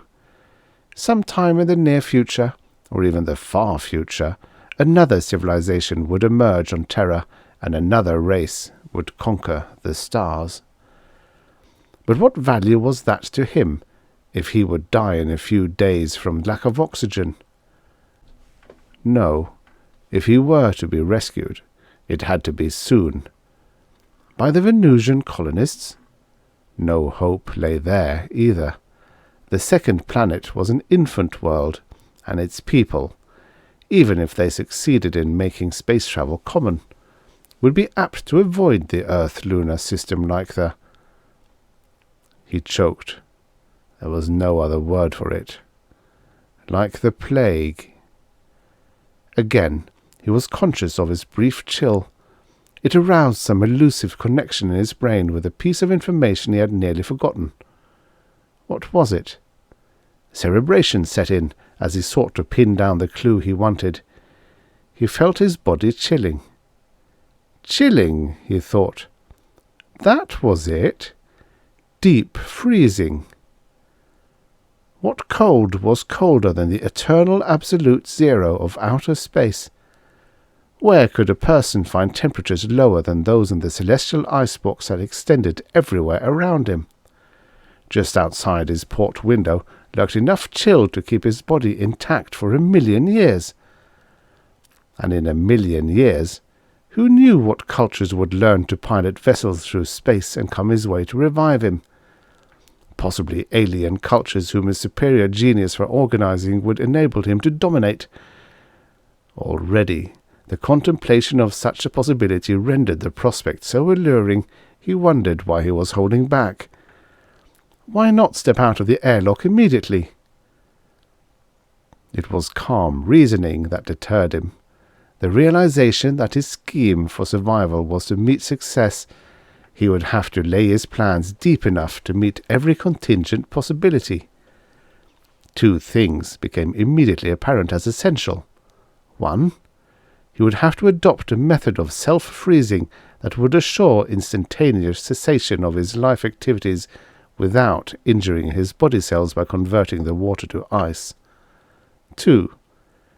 He would have to leave behind him an explanation of what he had done and sufficient directions concerning his revivification that he would not be restored so slowly as to alter his molecular structure, a turn of affairs which would in fact make him unalterably dead long before he is approached normal body warmth. Now, thoroughly aroused by the possibility of escaping total death, Edwin Dollard fought his way back through the damaged compartments to the tube room. Here were vats of liquid helium, used in Collins engines to refrigerate the volatile rocket fuel. The helium, Dollard knew, was in turn kept supercool by contact with magnetic salts, mostly iron ammonium sulfate, the magnetic field being generated by the ship's auxiliary dynamos when in operation, the ship's batteries at other times. But if one were to open all ports or hatches, allowing the atmosphere to escape, the absolute zero space would infiltrate the ship's interior, making it unnecessary for either the helium to cool the fuel or the salts to cool the helium. All would probably approach a state of absolute heat death, and the body of a man, immersed in the helium vat, would be preserved for eternity. Dollard laughed. He would defy Garth yet. He spent the following day in the most efficient of preparations. Moving about the ship, he posted complete directions for his recovery in as many languages as he knew. Then he drew, with painstaking care, a series of diagrams that repeated the information in pictograph form. Finally, he recorded directions on sound tape and hooked the reproducer to an electron eye so it would commence to play the moment the vessel was entered. This task completed, he set about to prepare his own body. It was imperative that the suspension take place so speedily that none of the animal heat was retained. For this purpose, he imbibed a heavy amount of alcohol, which served to flush his capillaries and distribute calories more equally through his system. Next, he gathered wiring and rigged up a remote control board that would enable him to open the ship's hatches from sanctuary inside the tube room. When finally ready, he stood by the helium vats, opened a switch on the jerry-built board, and listened to the vessel's atmospheric envelope swoosh out in the passages just beyond the sealed tube room hatch. Now, the only air remaining inside the craft was that in the tube room itself. At that moment, the ship circling the mother planet entered the shadow of terror and chilled perceptibly in the absence of radiated sunlight. Dollard stripped to his skin. His lips were blue, and his limbs were trembling, despite their cushion of fat. He pressed the last button, and the pressure inside the room commenced to drop. He stood by the largest vat until all the oxygen was gone, except for the remaining in his lungs. The outer hatch swung open, admitting the penetrating cold of complete vacuum. The trapped industrialist exhaled his breath, counted 3, and dived into the tank. His body sank, and the atoms of helium temporarily left their random state with the influx of heat, but returned quickly as a magnetic field took up the slack, vaporizing the ammonium salts. All was quiet again. The human brain and the secondary laws of thermodynamics had combined to thwart the will of a relentless universe. Edwin Dollard, financial genius and murderer in his time, had entered into a state of suspended animation from which only an equal intelligence could ever awaken him. The planets and their satellites revolved in their orbits for uncounted centuries, until even the fixed stars shifted and formed new constellations. During this long, almost interminable period, no man-made vessels disturbed the equilibrium between the worlds. No man-made radiations penetrated the empty spaces of the solar system.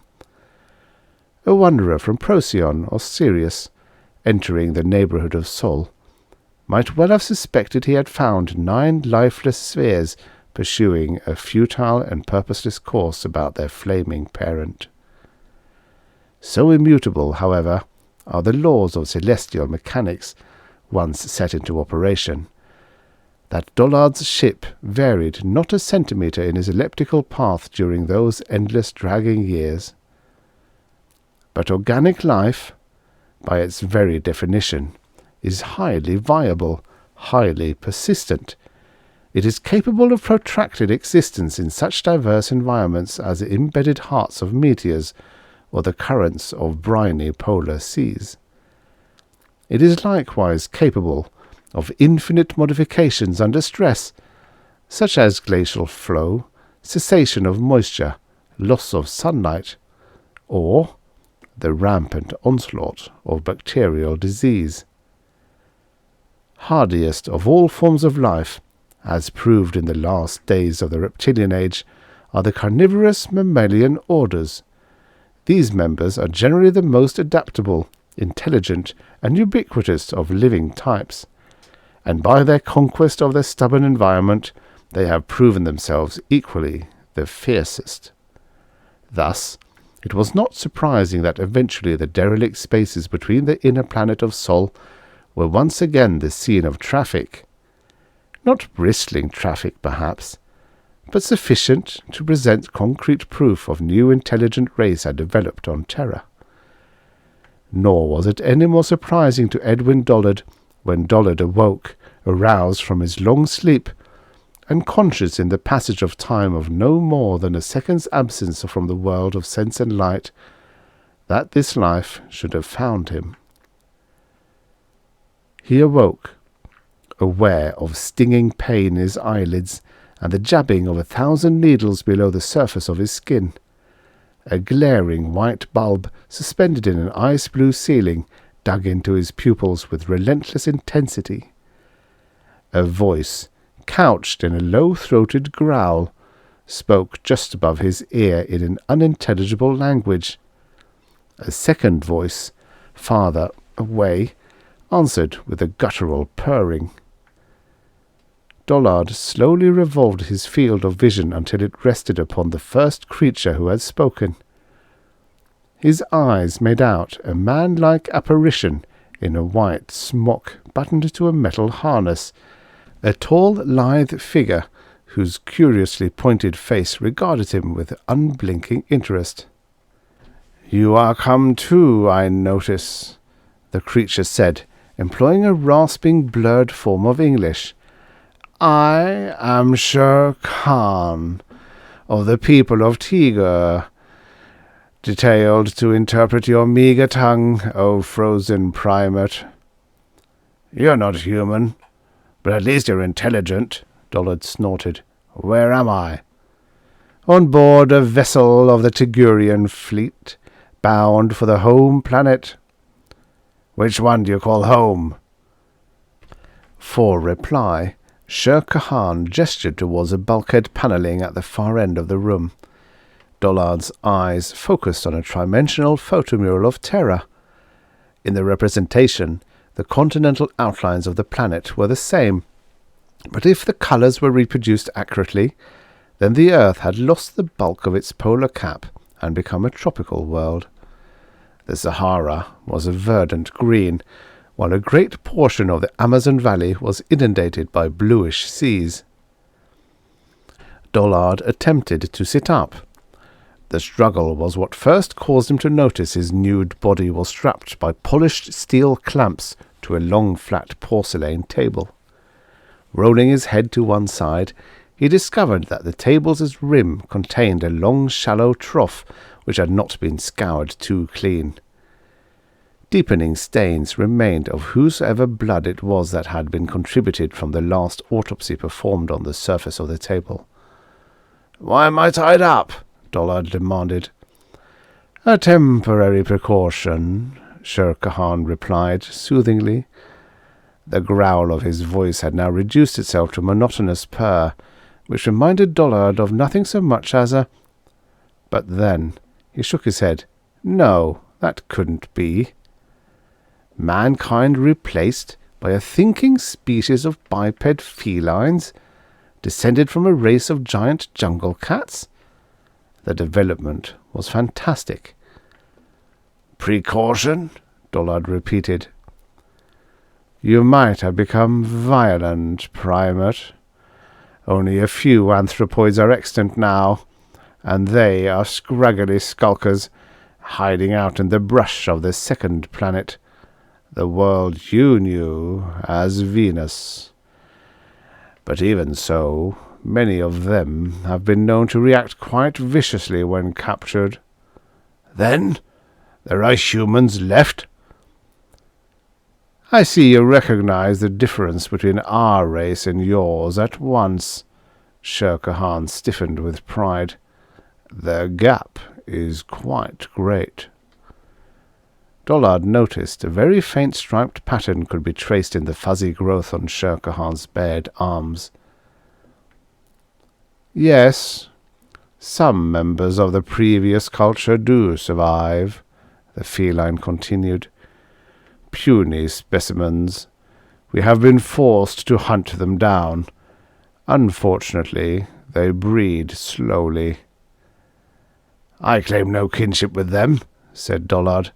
If you're sniffing around in an effort to find out my sentiments about that, you can stop right now. As a man from the past, I'm strictly for myself. He winked. What's more, I never did believe that monkey business. You know, about the human race being the only kind of life having souls or intelligence. Strange words from a primate. That's what I say. You look good enough to me. You have an adequate IQ. That's the only test you need to pass with me. Now, how about getting these clamps off of me? Dollard's renewed request incited no action. The feline interpreter's pointed features were impassive. Only the pricked attitude of his tufted ears indicated he was listening. Let's go, Dollard cajoled. You revived me, and I think I've proved I'm not dangerous. You still do not seem to understand. Your animation from the frozen sleep was undertaken solely because it was a challenge to our science that we could not overlook. And a bang-up job you did of it. Followed my directions perfectly. We used our own methods, Shere Khan corrected. The idea was mine. True, but had you known it, there did exist a mathematical solution to your problem of escaping from the fixed orbit your ship adopted. Apparently, to your misfortune, your training failed to include a knowledge of 5-body equations, so you never arrived at the proper heading you needed to take. Naturally not, the revived industrialist snapped in answer. But that couldn't be helped. I never professed to be a super-competent astrogator. In my world, in my time, I was a leader of my race, a builder of factories and machines. Our archaeologists have dug into the ruins of your civilization, without, however, a great deal of curiosity, said Shere Khan coldly. We found little in it to interest us. We have translated your language, but even so, we uncovered nothing to equal even the barest rudiments of our own science. Our zoologists dismiss you as extra clever primates, possessed of some knacks, but nowhere on a reasoning, perspicuous level. But that's absurd.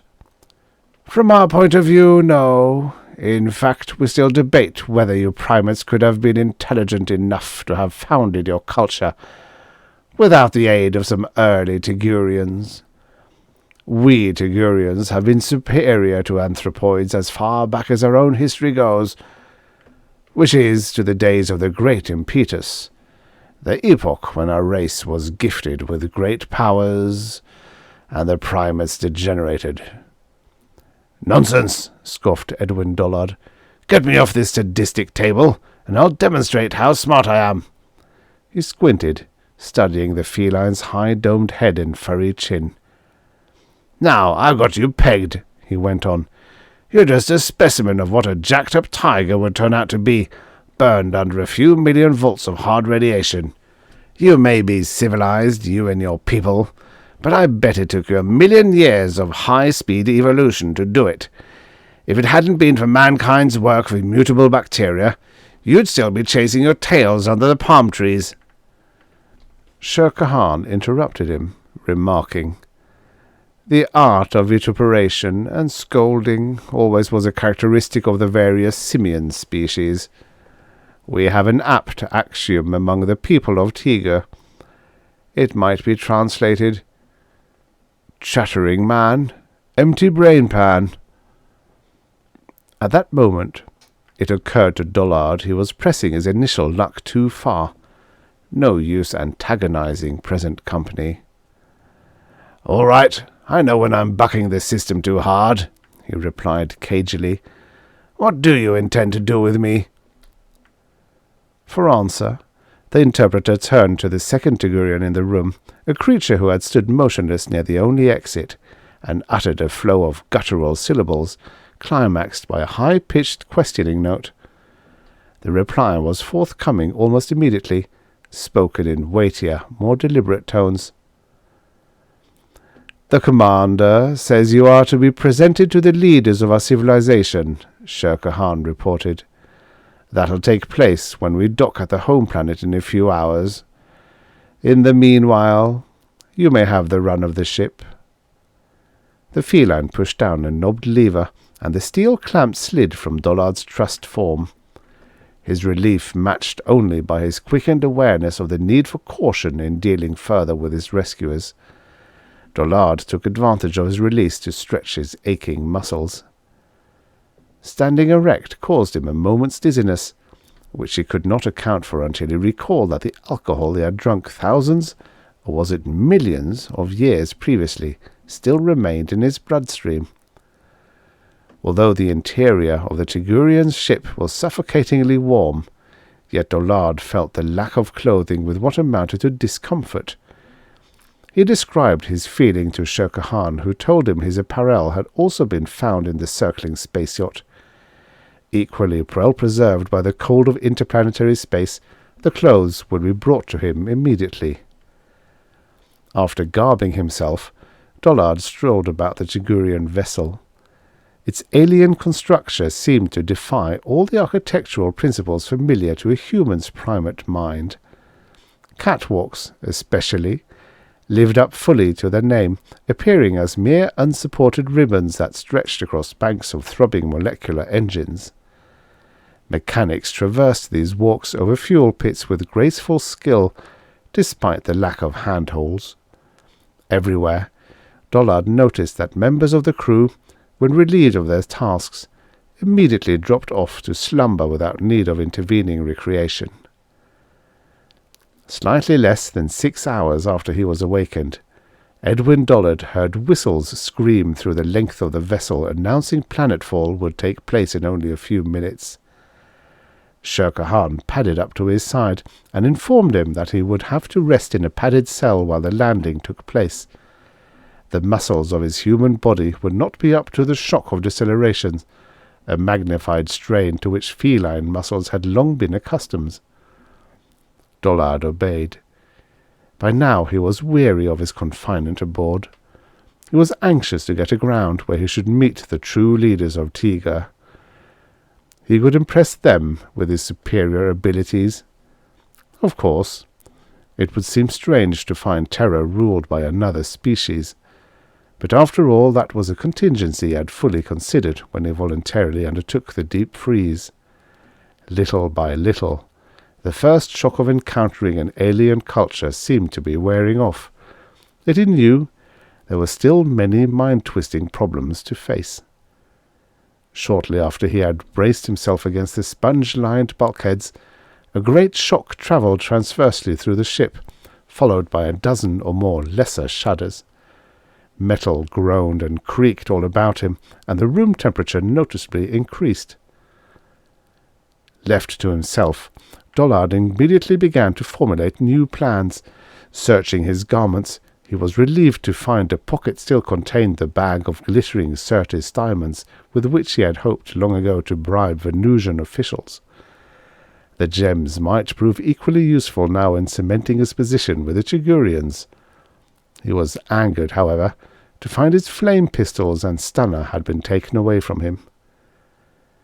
He decided that immediately after his presentation to the leaders, he would ask for the privilege of inspecting their factories and other technological facilities. There had never been erected an industrial plant yet, whose efficiency couldn't in some way be improved, Dollard knew. By making himself practicably useful, Dollard knew that in time he could build up a personal organization that eventually could result in the acquisition of a new financial empire. All, of course, hinged upon the very vital conference with the upper echelon of Tugurian rulers. But at least it could be said that Edwin Dollard had proved himself capable of dealing with fortune on its toughest terms. Now he was in the home stretch of his new career. Seconds after, the Tugurian ship landed with a thunderous jolt. The engine throb died away, and silence reigned along the corridors. Dollard found his breath painfully short as renewed anxiety gripped him. This was the crucial moment. A panel slid open, and Sher Khan appeared. "Come," he said. "The leaders have been notified and are waiting at the banquet hall."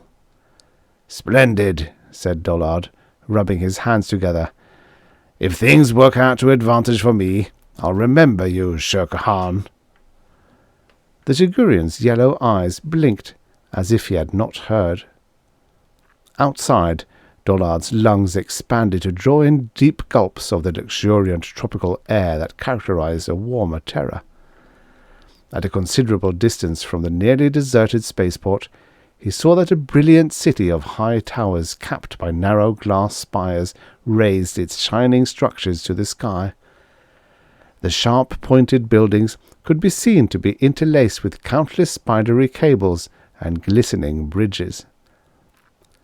For Dollard's observing eyes, the vista of the metropolis evoked, by some indefinable ancient suggestiveness, a buried Terran memory of a giant banyan tree pierced by lean striped bamboos.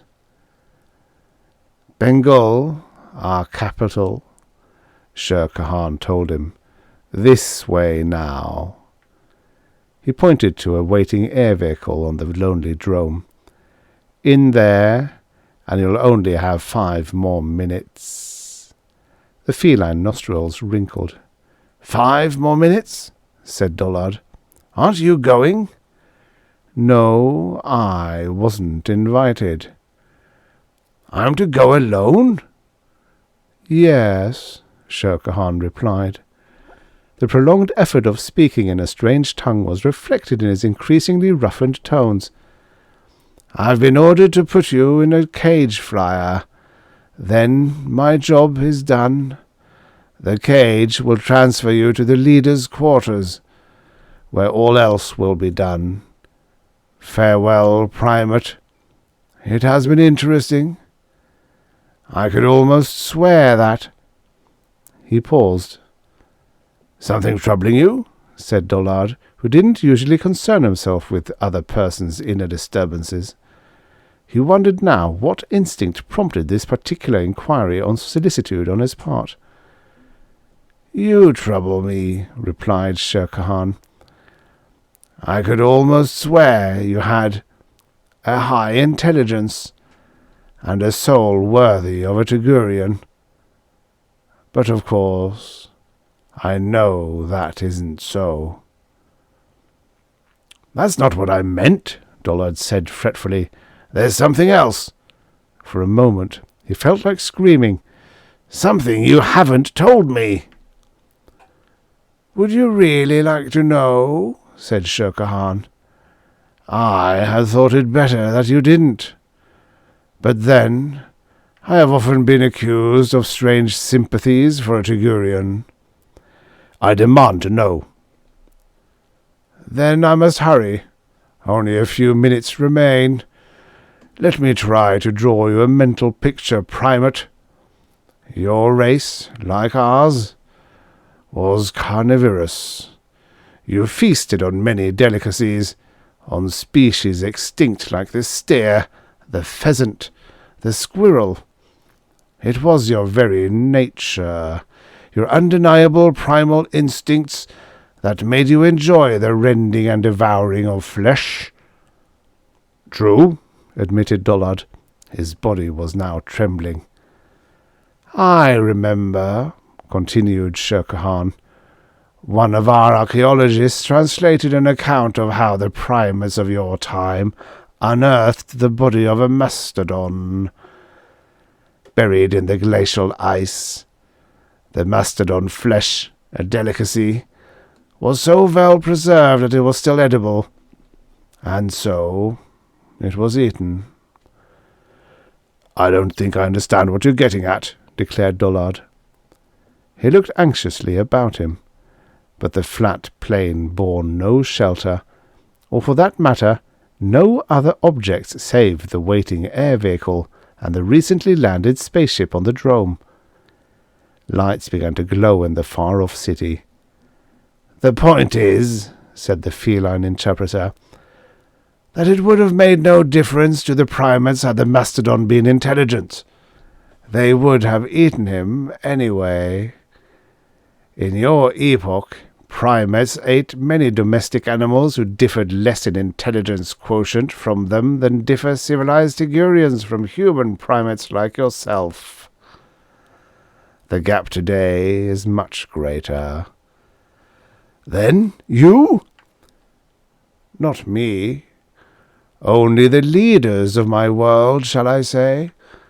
By virtue of their exalted rank, they have the right to the choicest of foods.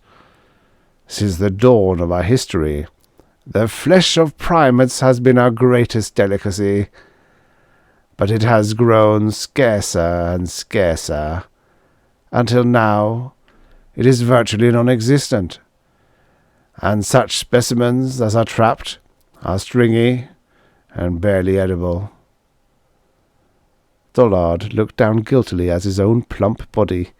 His face bore the flushed expression of one suddenly conscious of sin. "But you," continued Shere Khan, "your body is fat and well preserved. When we found you on your derelict ship, our commander communicated with the rulers of Tiger immediately. He was ordered to change course and bring you to Bengal." The feline's speech broke off. Edwin Dollard had suddenly commenced to run from the horror of this alien world, recognition of his fate having burst like a rocket in his panic-stricken mind. His heart was pounding. But loping easily along, as his ancestors might have pursued a baboon or antelope, Shere Khan overtook the screaming human. He seized his obese bulk by the waist and lifted him high above his head. While Dollard kicked and moaned, the feline bore him back to the air vehicle and deposited him in a wire mesh cage in the flying craft's cockpit. A tangle of the sticky ropes descended from the cage's roof, further entangling the trapped industrialist and serving to reduce him to helplessness. Shere Khan adjusted knobs and switches on the vehicle's control board until he had produced the desired setting. Then he stepped back. "As I said before," he declared, "this vehicle will automatically transport you to the leader's banquet hall, to arrive in 5 minutes. There, you will be prepared and presented to our rulers. I hope you please them. The reward for our commander and his crew will be great." "Then, all along, what you've been trying to tell me is that I'm to be—" The remainder of Dollard's words melted into a jumble of gibberish. "Exactly," confirmed the Tigurian, walking away from the vehicle. If the creature's feline countenance showed a trace of conscience, Dollard, from his position within the rising cage, could not discern it. Not that it particularly mattered in his last moment of sanity on earth. And it would puzzle Shere Khan for many years just why the last shrill scream of the primate was, "Garth! Garth! You did this to me!" The end. Subscribe for your daily stories of futures past. And don't forget to check out the channel. There's hundreds of stories. Hundreds of stories.